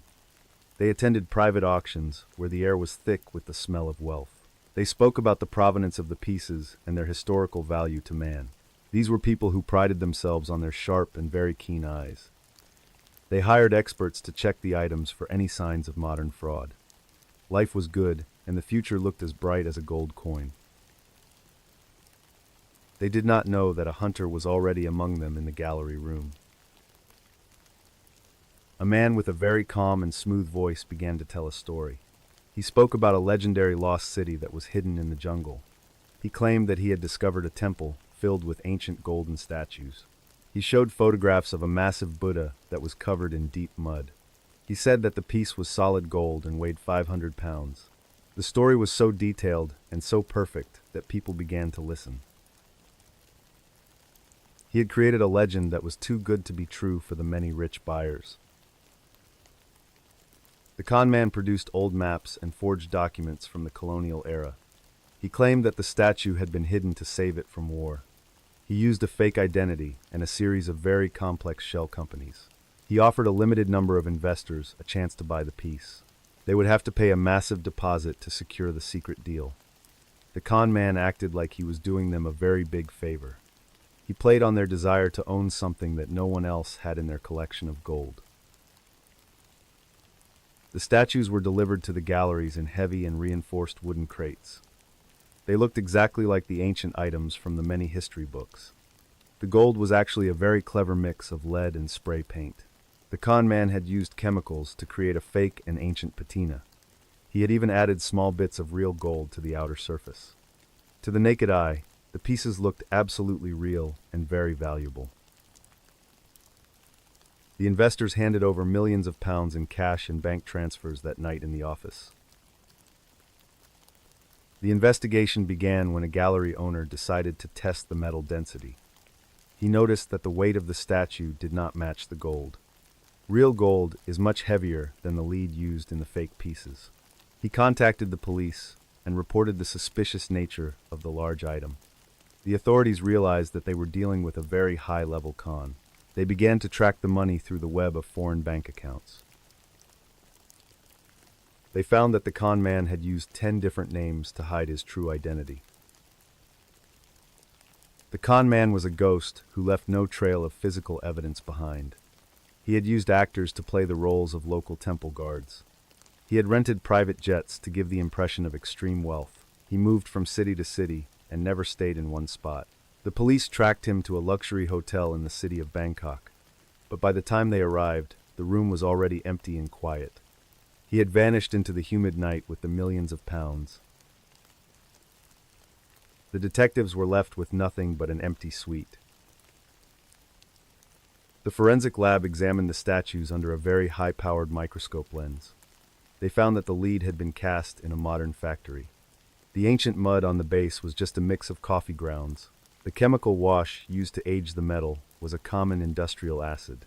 Every detail of the lost golden Buddha was a carefully designed and fake. The con man had spent months perfecting the look of the ancient gold. He was a master of the visual and the historical lie that he sold to the world. The turning point in the case came from a very small paper. The police found a receipt for a large order of lead bricks. It was found in the trash of a rented warehouse in the city. The receipt was signed with a name that matched a bank account. This led the detectives to a local man who worked for the con. He was a small player who was afraid of the long prison sentence. He agreed to tell the police everything he knew about the master fraudster. He gave them the name of the con man's next target. The con man met his next victim in a quiet and private room. He spoke about the spiritual power of the golden-seated Buddha figure. He told the investor that the piece would bring great luck to them. He showed the forged papers that proved the age of the gold. The investor reached for his checkbook to write the massive deposit note. The con man smiled because he thought he had won the game. He did not know that the room was full of hidden microphones. The police were listening to every single word of his golden pitch. The con man described the risk he took to move the statue. He said he had to bribe several high-ranking government officials today. He made the victim feel like they were part of a secret world. He used the psychological trick of scarcity to close the big deal. The investor handed over the check, and the con man took it. He felt the weight of the paper in his steady hands. He began to plan his final escape to a remote island. He was already thinking about his next big and golden scam to pull on others. The authorities found that the con man had sold 40 fake statues. He had taken over £20 million from victims all over the world. Dozens of wealthy families were left penniless by his dark and deep greed. He had exploited their trust and their desire for a spiritual legacy. He had turned the history of the world into a common theft. The scale of the fraud was unlike anything the police ever saw. It was a heist that did not need a gun or a mask. He only needed a good story and a bit of golden paint. The truth was finally revealed in a public and very loud way. The police held a press conference to show the fake statues. They used a heavy hammer to break the gold off the lead.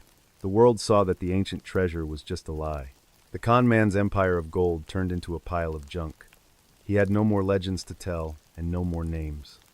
The investors had to face the fact that they were cheated. The golden Buddha was the greatest and most expensive fake ever found in the art market. Now, let us pause for a moment and look at this. Think about human nature, the need to believe in the impossible. We want to find a lost city or an ancient gold hoard. We want to own a piece of the divine past tonight. I don't know about you, but that fact is very real. The con man did not just steal money from the people. He stole their faith and their sense of wonder in life. He used our own dreams to build a trap for us. It is a very dark and cold part of our shared human nature today. The con man was caught in a massive sting operation at the airport. He was trying to board a private jet with suitcases of cash. The police surrounded the plane and forced him to the ground. He was charged with 40 counts of fraud and grand larceny. The trial lasted for many months and was a major news story. He was sentenced to 30 years in a high-security prison. The judge called him a predator of the mind and heart. He would spend his old age in a gray cell with no gold or statues for his company. The art market was changed forever by the Golden Buddha fraud case. Every ancient artifact must now undergo a rigorous and scientific test. The provenance of every item is checked by a team of experts. The trust that was once the foundation of the market is gone. People are much more careful about the stories they hear now. The statues were melted down to recover the small bit of lead. They are now just blocks of metal in a warehouse. The legend of the lost city has finally been buried under the weight of the truth. The con man sits in his cell and looks at the wall. He has no more gold and no more smooth white robes. He is just a number in a long and dark file. The rain falls on the roof of the prison tonight. The golden Buddha is gone, but the greed is still here. We must always look past the shine to find the truth. The final story of the night has reached its end. The truth is often hidden under a layer of paint. Stay alert and stay safe in the big wide world. Watch the shadows and keep your eyes open. Thank you so much for spending your time with me tonight. We have gone through many dark and strange stories from around the world. I hope these cases have made you think about the world. Your support means everything to me, and I am very grateful. Please remember to subscribe and hit the bell for more stories. It helps the channel grow and allows me to keep going. I really appreciate every single one of you being here today. You are the reason I tell these stories every single night. You are the heart of this show for me. Now, I want you to get very comfortable where you are. Close your eyes if you want to drift off to sleep. The rain is still falling softly against your window glass today. You are safe and warm inside your own quiet and locked room. The stories of the night are over, and the peace begins. Imagine the rhythmic sound of the drops on the hard surface. It is a calm and steady curtain of gray and noise. You can let go of the tension in your shoulders now. Your mind is free to wander into a deep rest. The rain is falling in a very slow and steady way. It is a soft sound that fills the entire dark room. You can hear the light drops hitting the glass of window. They create a rhythmic pattern that is very easy to follow. Each drop is a tiny and cold piece of the night. The sound is constant, and it never changes its low tone. It is like a heavy blanket of sound over your bed. You can feel the weight of your blankets on you. Your body is starting to feel very heavy and very tired in the dark. The room is warm, and the air is very still tonight. You can feel the softness of the pillow under your head. The gray noise of the rain is the only sound here. It washes away the thoughts of the day and the cases. You are moving into a place of total and absolute rest. The world outside is dark, and it is very rainy today. But you are in a sanctuary of peace and deep quiet. Every muscle in your body is starting to feel heavy. You are drifting away from the world of gold and stone into a dream. Imagine the water running down the outside of the window glass. It creates small rivers that dance in the light of street. The sound is like a whisper from the very dark clouds. It tells you that it is time to close your eyes. You are safe from the strange and the dark things tonight. The rain will stay with you until the morning sun comes. It is a friend that keeps the world away from you. You can listen to the rhythm and let your mind go. The night is a quiet place where you can find your peace. The blankets are heavy and they feel very soft and warm. Your feet are tucked in and your hands are very still. The rain is a song that has no words or music. It is just the sound of nature at rest in night. You can feel your heart beating in a very slow way. The darkness is a soft and gentle space for your rest. You are floating on a sea of gray and soft noise. The cases are gone and the truth is far away. You are in the now, and you are very calm in your own bed under the rain. Listen to the steady beat of the rain on the roof. It is a slow and calming vibration in the very air. You can feel it in the wood and the stone tonight. It is a deep and ancient sound that we all know well. It brings a sense of security and a deep comfort here. You are not alone in the dark of the rainy night. The rain is a constant presence that will not leave you. You can trust the sound to guide you into sleep. Your eyes are very heavy, and they want to close for the long night of rest.